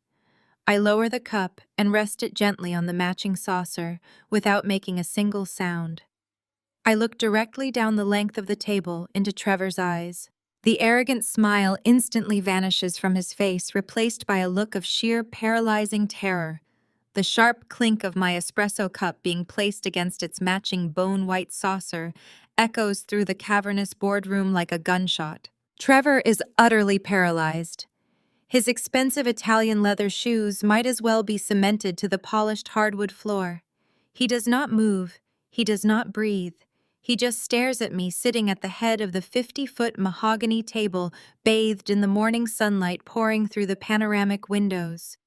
The arrogant swagger he carried down the executive corridor has instantly evaporated, leaving behind nothing but the terrified shell of a man who just realized he has walked blindly into a slaughterhouse. Chloe bumps directly into his back. She huffs in annoyance, shifting her counterfeit designer bag higher on her shoulder and steps around him.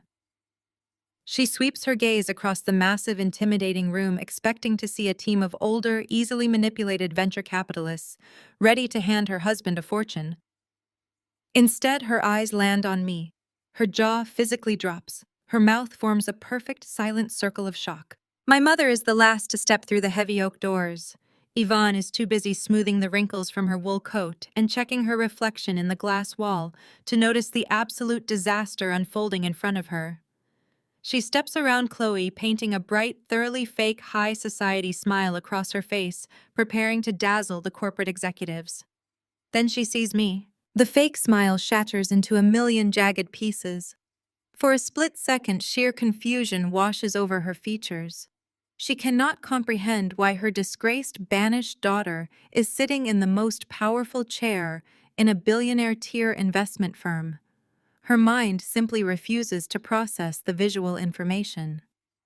But Yvonne is a narcissist, and when a narcissist encounters a reality, they cannot control their confusion immediately, violently metastasizes into rage. "What in the world are you doing here?"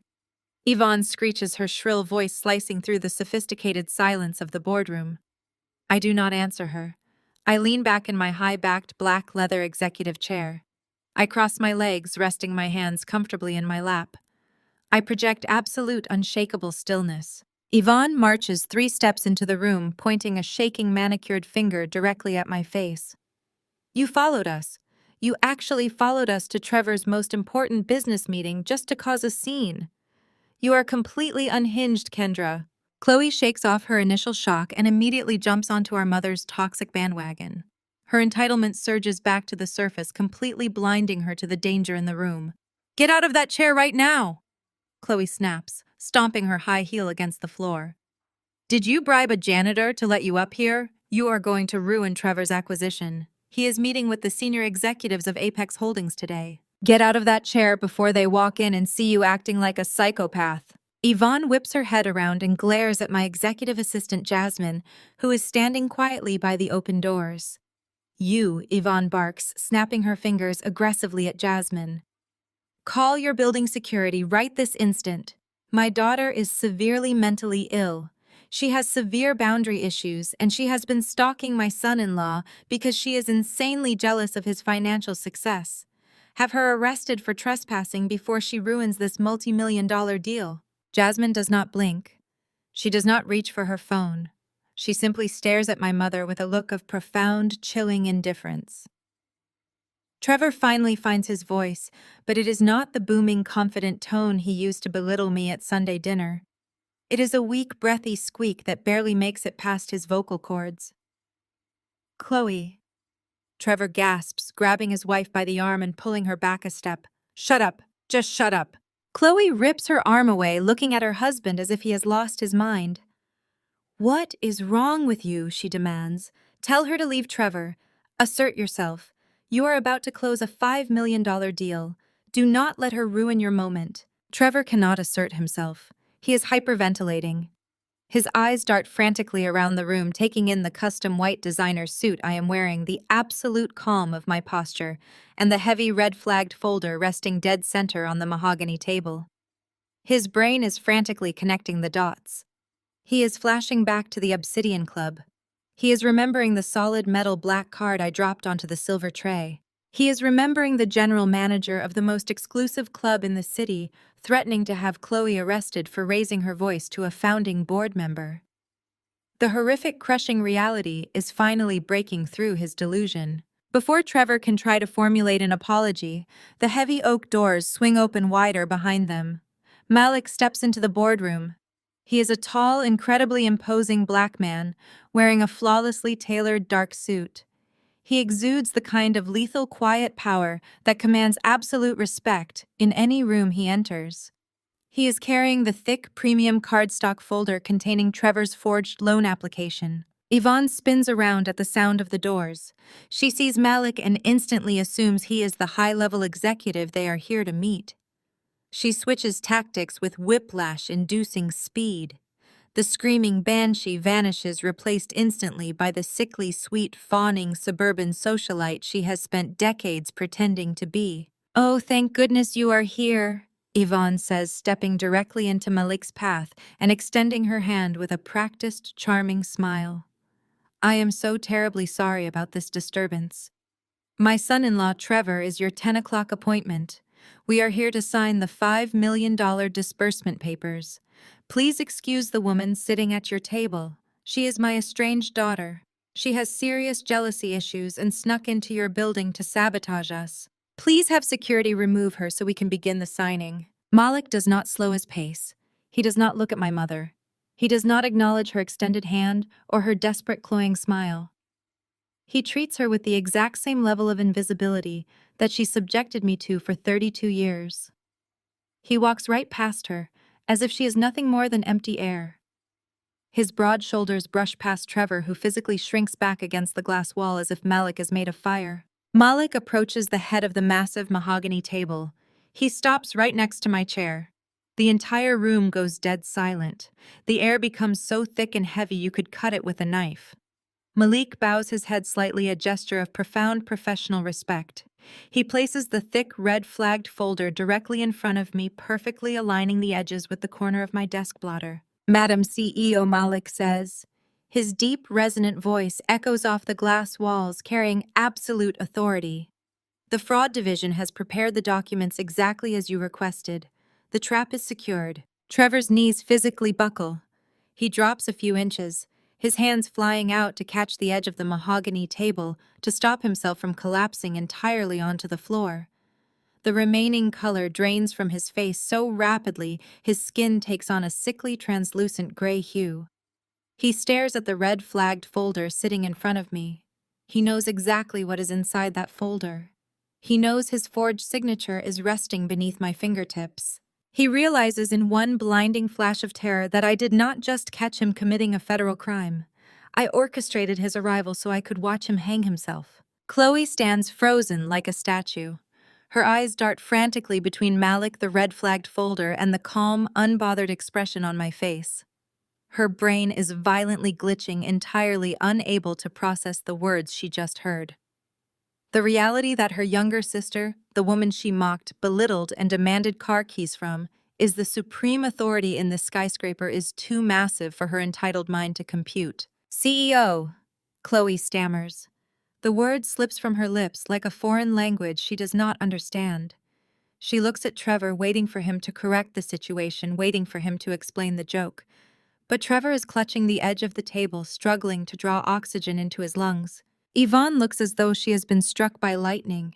She stares at Malik, completely bewildered as to why this powerful executive is bowing to her scapegoat daughter. She opens her mouth to speak, to demand an explanation, to assert her authority as the matriarch, but the absolute silence in the room crushes the words in her throat.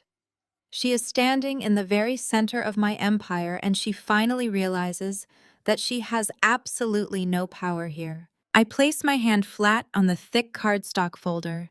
The sound of my manicured nails tapping against the desk echoes in the massive room. Trevor looks like he might physically pass out. He is gripping the edge of the mahogany table so hard his knuckles are pure white. All the arrogant, unearned confidence he carried into this building has entirely evaporated. He is a man who has played business for years, using my mother's money to fund his delusions of grandeur, and he has finally stepped into a room with a real apex predator. I slide the folder smoothly across the polished wood. It glides perfectly down the center of the table, stopping exactly 1 inch from Trevor's trembling hands. I do not raise my voice. True power never has to shout. Open it, Trevor. He does not move. His breathing is shallow and rapid. Chloe finally snaps out of her stupor. She lunges forward and flips the heavy folder open, her eyes darting across the printed pages. She sees the loan application. She sees the requested amount of $5 million. Then she turns to the final page. She sees the signature line. I stand up slowly from my leather executive chair. I walk around the side of the table, my heels clicking rhythmically against the hardwood floor. The sound is like a ticking clock counting down the final seconds of their fake lives. I stop right behind Trevor's chair. I lean down, placing one hand on the back of his seat, and I point a single finger directly at the bottom of the final page. That is my signature, I say, my voice cold and deadly smooth. But I did not sign it. You did. Chloe gasps, dropping the paper as if it physically burned her hand. She takes a staggering step backward. Trevor, she whispers, looking at her white husband in absolute unvarnished horror. I stand up straight, looking down at the top of his head. Do you know what that is called, Trevor? It is called forgery. It is called federal wire fraud. You took my social security number, a number you undoubtedly stole from my mother's private desk, and you forged my name to secure a multi-million-dollar commercial bridge loan. And because you attempted to secure this fraudulent loan across state lines using our digital corporate portal, it is a federal crime that carries a mandatory minimum sentence of 20 years in a federal penitentiary. Trevor finally finds his voice. It is a pathetic, wet scraping sound in the back of his throat. Kendra, please, he begs, his arrogance completely shattered. He slowly turns his head to look up at me. His eyes are wide, begging for the mercy he never once showed me. I was going to pay it back. The investors just needed a temporary bridge. I was going to quietly remove your name before the final financial audit. I swear to you, I did not mean to hurt you. You were going to use my pristine credit to fund your profound incompetence, I correct him, my tone utterly devoid of sympathy. Just like you have been using my mother's dwindling bank accounts to fund your fake lifestyle. But you made one catastrophic miscalculation. You tried to scam my firm. My mother suddenly snaps out of her paralyzing shock. Her narcissistic brain simply cannot process the reality of my power. She refuses to accept that the daughter she kicked out of her house, the daughter she called a miserable failure just 5 days ago, is currently holding the executioner's axe over her golden family. "This is a trick," Yvonne shouts. Her voice is shrill, desperate, and cracking under the strain of her own cognitive dissonance. She marches toward me, pointing a trembling finger at my face.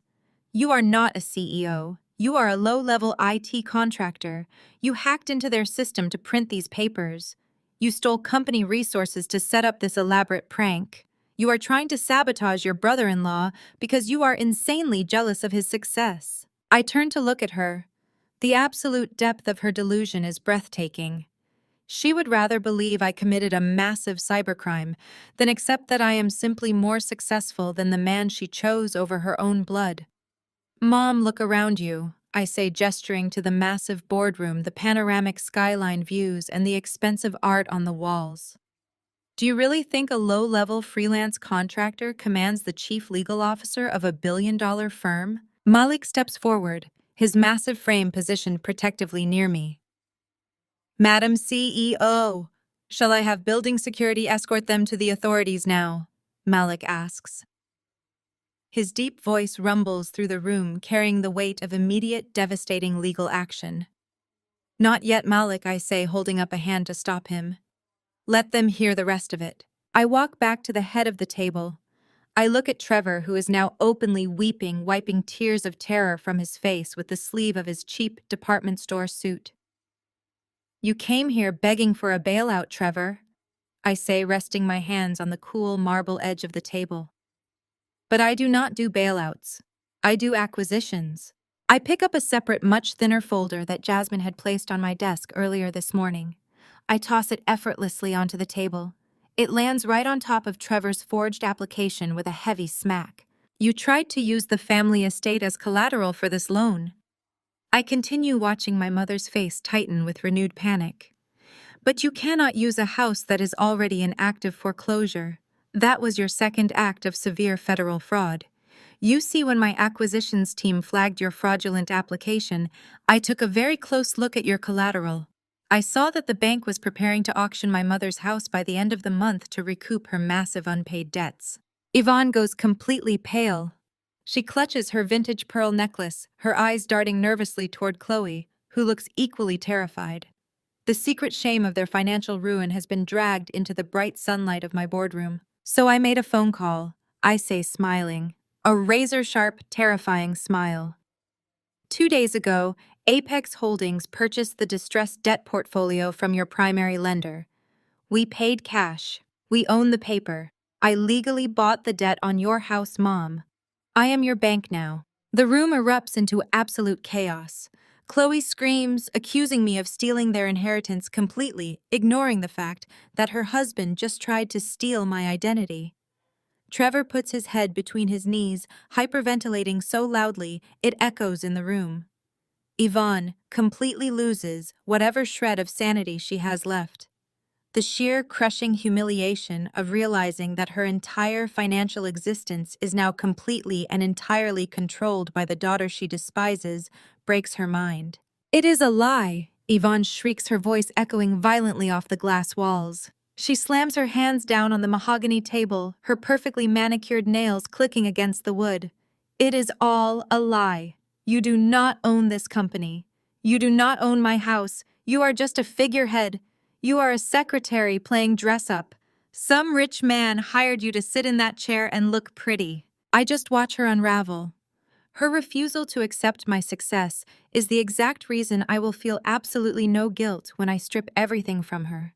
She is doubling down on her own destruction. "I demand to speak to the real owner." Yvonne screams, spit flying from her lips as she glares at Malik, assuming the black man in the room must answer to a hidden white executive. "I demand to speak to the real billionaire who runs this firm. When I tell him that his little diversity hire is using corporate resources to carry out a petty family vendetta, he will fire you on the spot. You will be back on the street by tonight." Malik takes a half step forward, his jaw clenched, fully prepared to physically remove her from the room. I give him a subtle look, telling him to stand down. I want her to keep digging her own grave. You think you can intimidate us with these fake documents, Chloe adds, stepping up next to her mother. Her entitlement is a disease that cannot be cured. You are nothing, Kendra. You are a fraud, and we are going to expose you. Yvonne's eyes light up with a sudden manic realization. She stands up completely straight, a triumphant, wicked grin spreading across her face. Her breathing slows as she latches onto a desperate, insane plan. The charity gala tonight, Yvonne says, her voice trembling with dark excitement. The Vanguard Island buyer is being revealed tonight at the city's elite charity gala. All the real billionaires will be there. The board members, the investors, the people who actually own this city. She points that same manicured finger at me, trembling with absolute malice. We pulled strings. We exhausted every favor we had left to get tickets. We are going to that gala tonight, Kendra. And when we find the real billionaire who runs this firm, we are going to expose you. We are going to tell everyone in that ballroom exactly what you are doing. We will tell them you are committing corporate sabotage. We will tell them you forged these documents yourself to frame Trevor. We will ruin you in front of the entire elite society of this city. You will be a laughingstock. Chloe smirks, grabbing Trevor by the arm and yanking him upright. Did you hear that, Trevor? We are going to expose her. She is going to be in handcuffs by midnight. Let us go. Trevor looks at me, his eyes wide and terrified. He knows I am not a figurehead. He knows the extreme legal danger he is in, but he is too much of a coward to stop his wife and his mother-in-law from marching him directly off a cliff. He stumbles backward, grabbing his briefcase, eager to escape the room before I have Malik call the authorities. I stand perfectly still at the head of the table. I do not defend myself. I do not try to convince them that I am the true owner of the firm. I simply watch them march toward the heavy oak doors, fueled by their own profound delusion. I will see you at the gala, Mom, I say softly. Make sure you wear your best dress. Yvonne shoots me one last look of pure, unadulterated hatred before she storms out of the boardroom, Chloe and Trevor trailing frantically behind her like frightened children. The heavy oak doors swing shut. The room falls silent again. Malik walks over to the table and picks up the folder containing the forged loan application. He looks at me, a rare, grim smile touching the corners of his mouth. Shall I have the federal agents waiting at the venue tonight, Madam CEO? I take a slow sip of my espresso. The coffee is still warm and the taste is absolutely flawless. Yes, Malik, have them waiting by the coat check. Tonight we let them take center stage before we drop the curtain completely. The grand ballroom of the City Symphony Hall is a sprawling cathedral of glass gold and generational wealth. Tonight, it hosts the most exclusive charity gala of the year, an event where the entry ticket alone costs more than the average annual salary. Crystal chandeliers drip from the vaulted ceilings, casting a brilliant, fracturing light over a sea of bespoke tuxedos and designer gowns. I stand near the center of the room, holding a slender flute of sparkling water. I am wearing a custom-crafted deep emerald green couture gown. The silk hugs my frame perfectly, cascading down into a sweeping train, the bodice intricately hand-beaded with black diamonds. I look like exactly what I am, untouchable. I am casually discussing offshore tax restructuring with a federal judge and the city mayor when I catch movement out of the corner of my eye. My mother, my sister, and my brother-in-law have actually managed to infiltrate the ballroom. It must have taken a monumental effort. Yvonne has exhausted the absolute last of her social capital, cashing in decades-old favors, and likely lying through her teeth just to get their names on the overflow guest list at the back of the room. They look entirely out of place. Yvonne is squeezed into an outdated velvet gown from 10 years ago, her eyes darting around the room with manic, desperate energy. Trevor is sweating profusely in his ill-fitting navy suit, clutching a stack of his fake company business cards like a life preserver. Chloe is trailing behind them, her face pinched with bitter anxiety, wearing a dress that is far too loud and flashy for an event that demands quiet, understated elegance. They are hunting. They are scanning the crowd, desperately searching for the mythical, faceless billionaire they believe actually runs Apex Holdings. They are fully prepared to throw themselves at the feet of this imaginary tycoon, ready to spin a web of lies about how I am a rogue, unhinged employee trying to ruin their family. Then Chloe spots me. Even from 50 feet away, I can see the sheer visceral shock hit her system. Her eyes lock onto my emerald gown. Her jaw drops. She knows exactly how much a dress like this costs. She knows it requires private fittings in Paris or Milan. Her brain, completely poisoned by a lifetime of being the spoiled golden child, immediately short-circuits.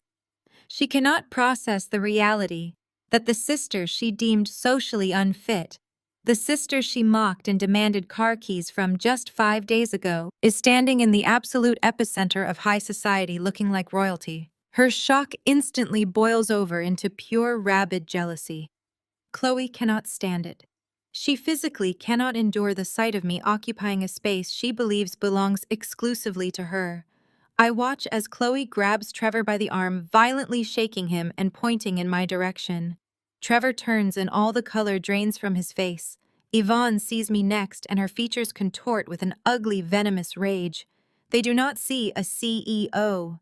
They see their favorite punching bag daring to step out of line. Chloe marches directly toward a massive, broad-shouldered security guard stationed near the champagne fountain.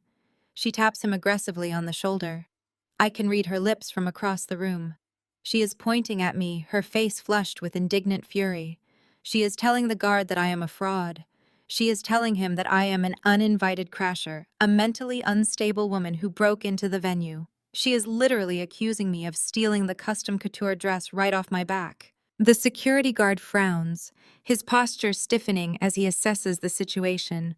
He nods at Chloe, places a hand on his radio earpiece, and begins walking purposefully in my direction.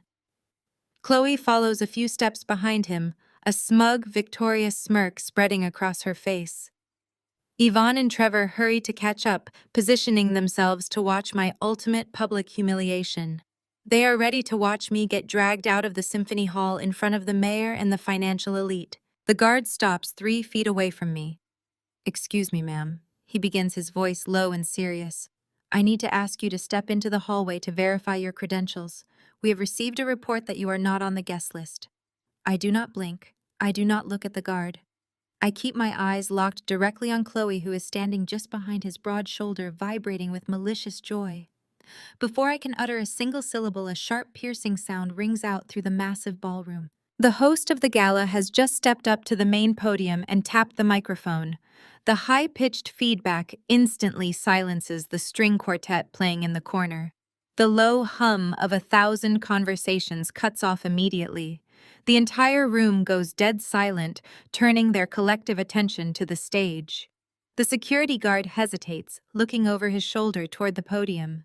He knows better than to cause a physical disruption while the host is speaking. "Ladies and gentlemen," the host announces, his deep, resonant voice echoing off the vaulted ceilings.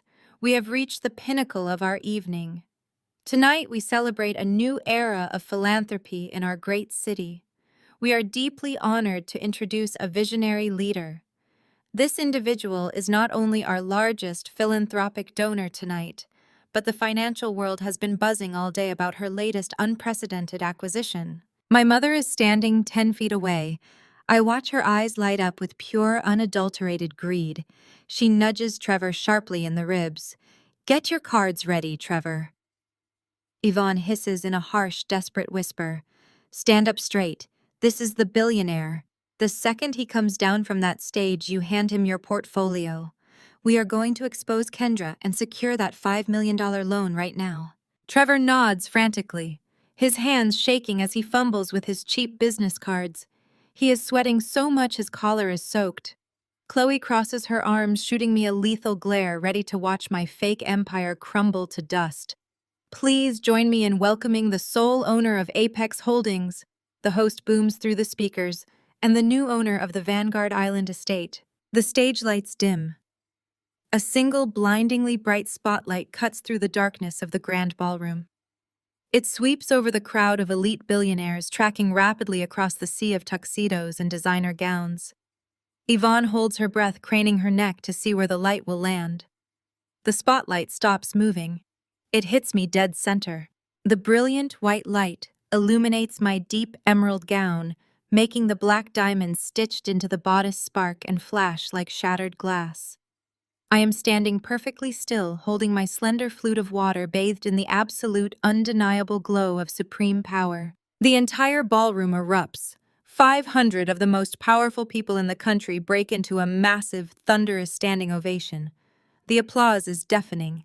The mayor, standing just 2 feet away from me, begins clapping enthusiastically, a wide smile of recognition on his face. The security guard, who was just about to escort me out of the building, physically recoils. The blood drains completely from his face.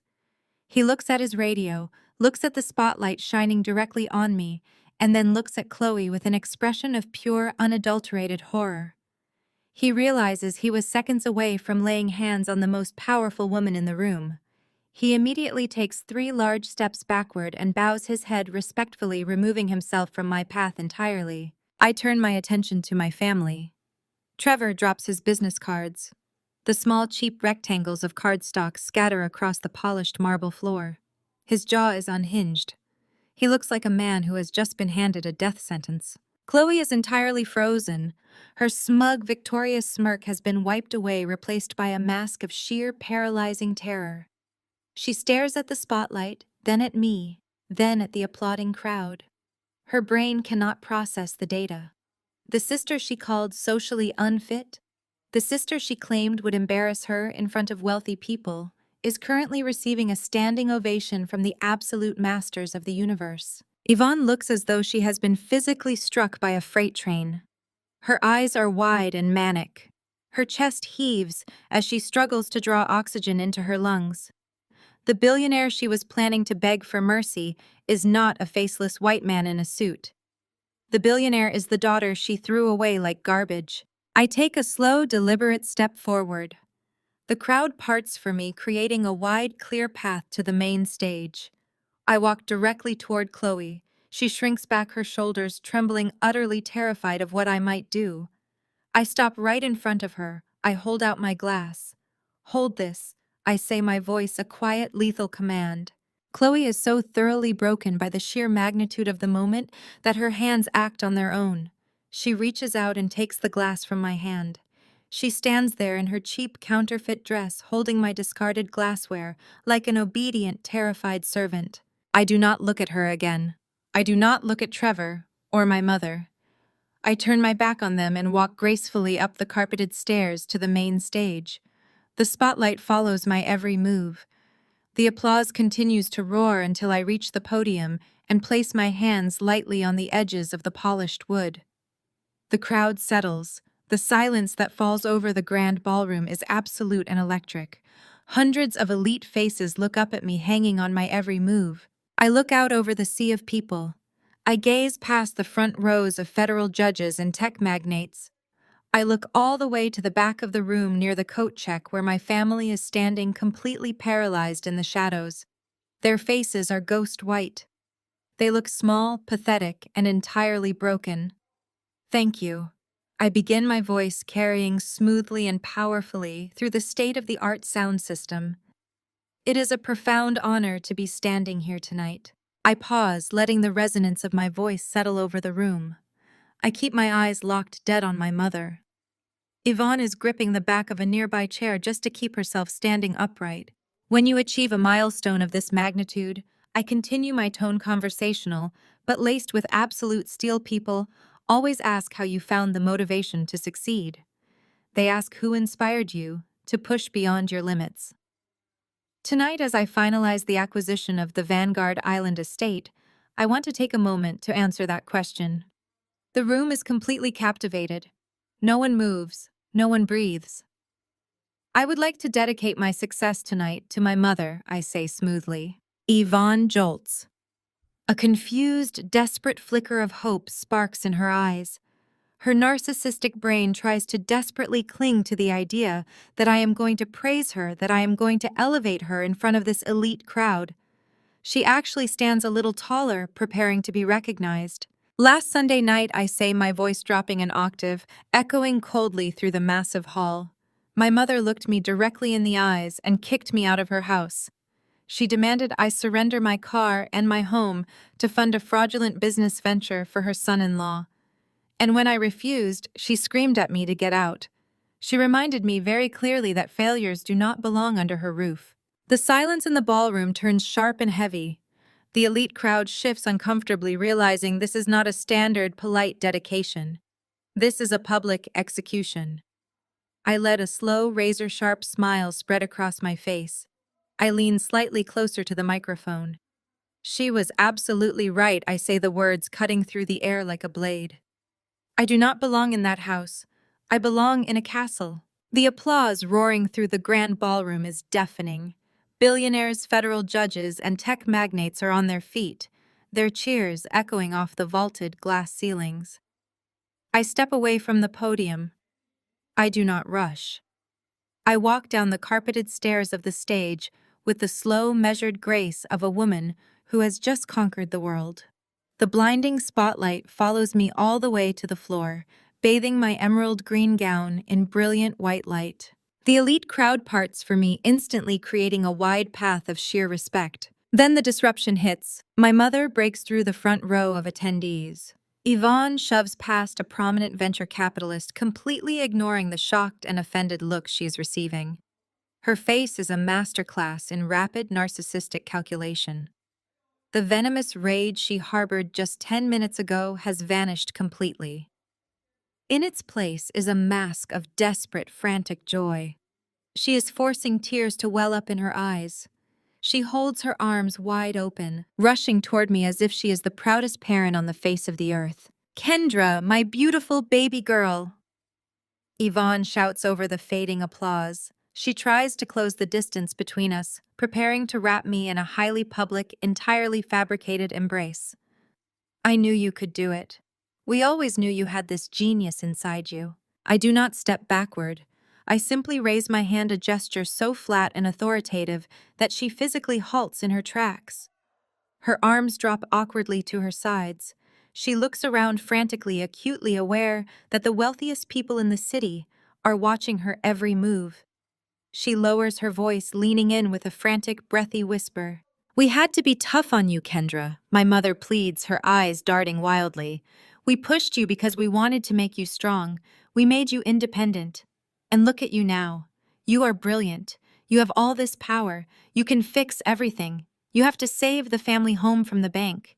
You owe it to the family that made you who you are." I look at her. I study the desperate sweat beading on her forehead, the cheap fabric of her outdated dress, the absolute delusion shining in her eyes.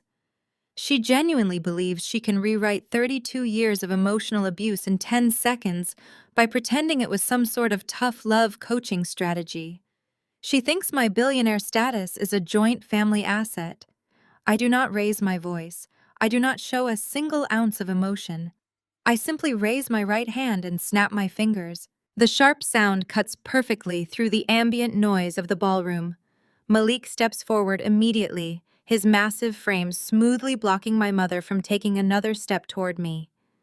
He reaches into the inner pocket of his tailored suit jacket and pulls out a thick, heavy legal envelope. He holds it out directly in front of Yvonne's face. "I am not saving the house, Mom," I say, my voice perfectly cold and level.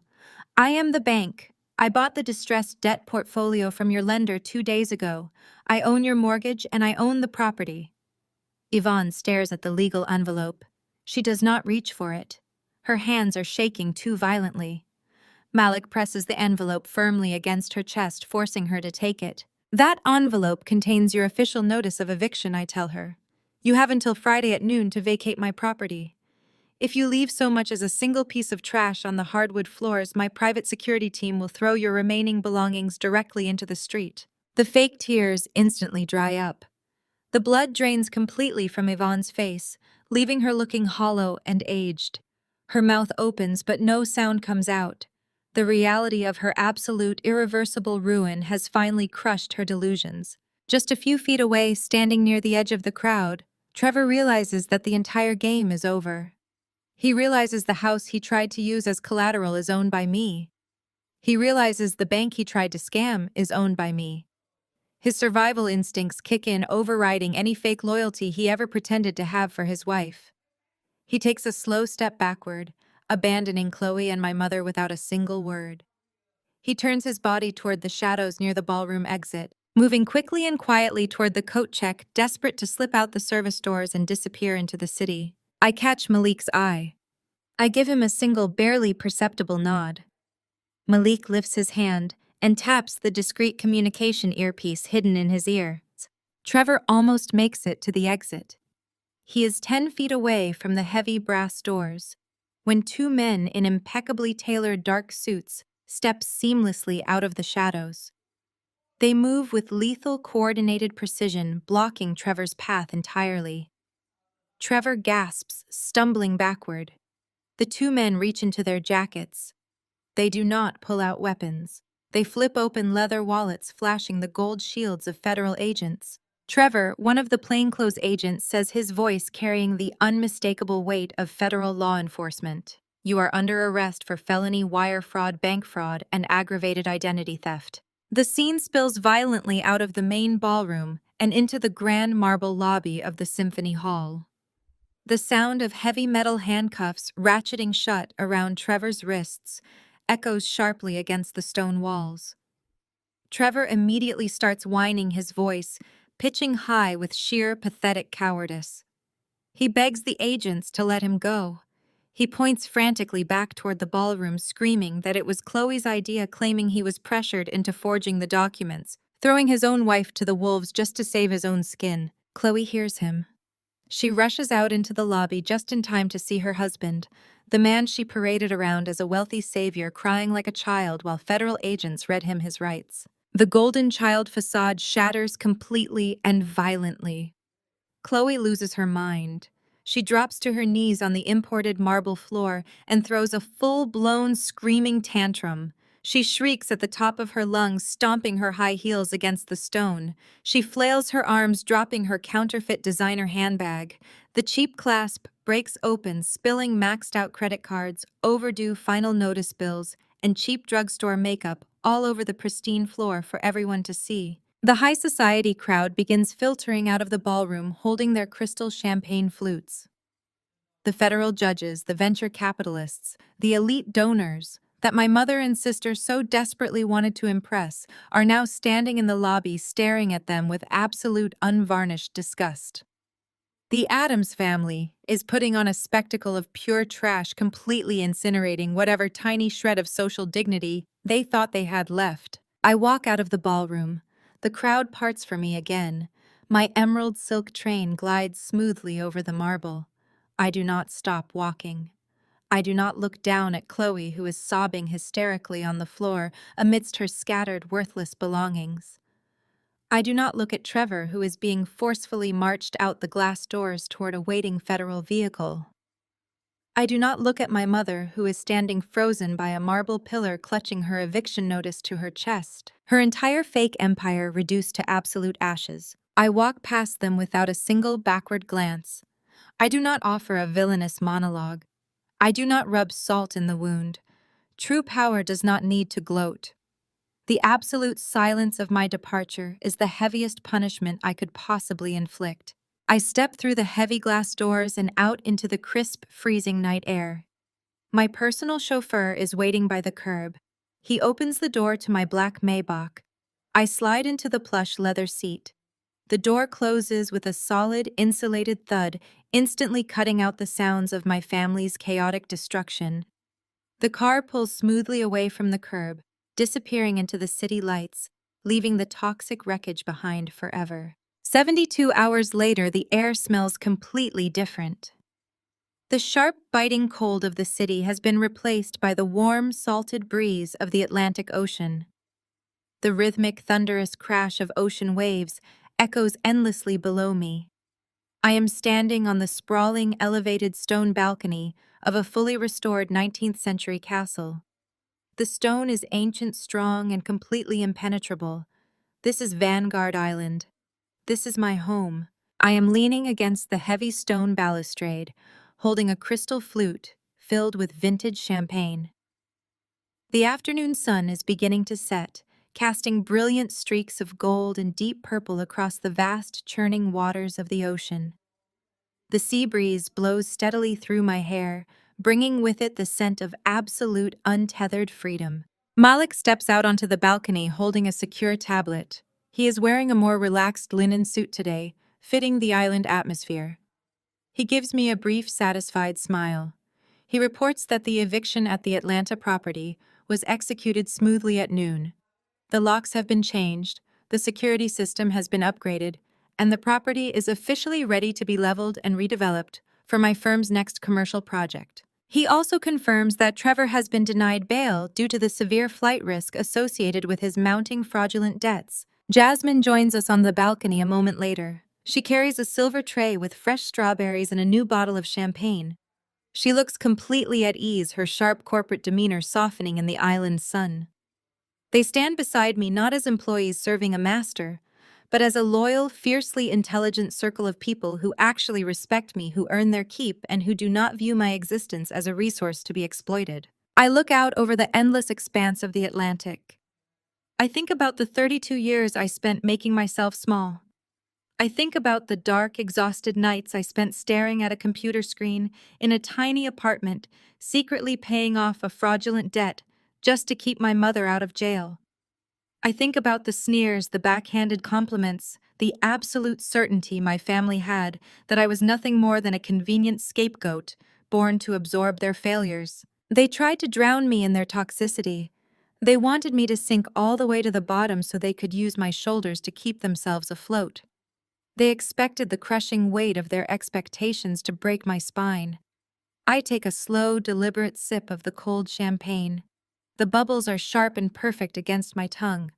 I look at the massive stone walls of my fortress and then out at the wild, roaring ocean. I did not just survive their storm. I bought the ocean it raged on. The most profound lesson from this story is that your ultimate worth is never defined by those who are committed to misunderstanding you. For years, the protagonist was treated as a scapegoat, enduring toxic family dynamics and financial exploitation. However, she proved that true power comes from silent resilience and fierce financial independence. Blood does not automatically entitle anyone to your peace, your hard-earned resources, or your future. When a family chooses to manipulate rather than support you, walking away is not an act of betrayal, it is an act of supreme self-love. Have you ever had to draw a hard line and walk away from toxic relatives to protect your own peace? Share your empowering story in the comments below, and hit subscribe for more content on reclaiming your worth.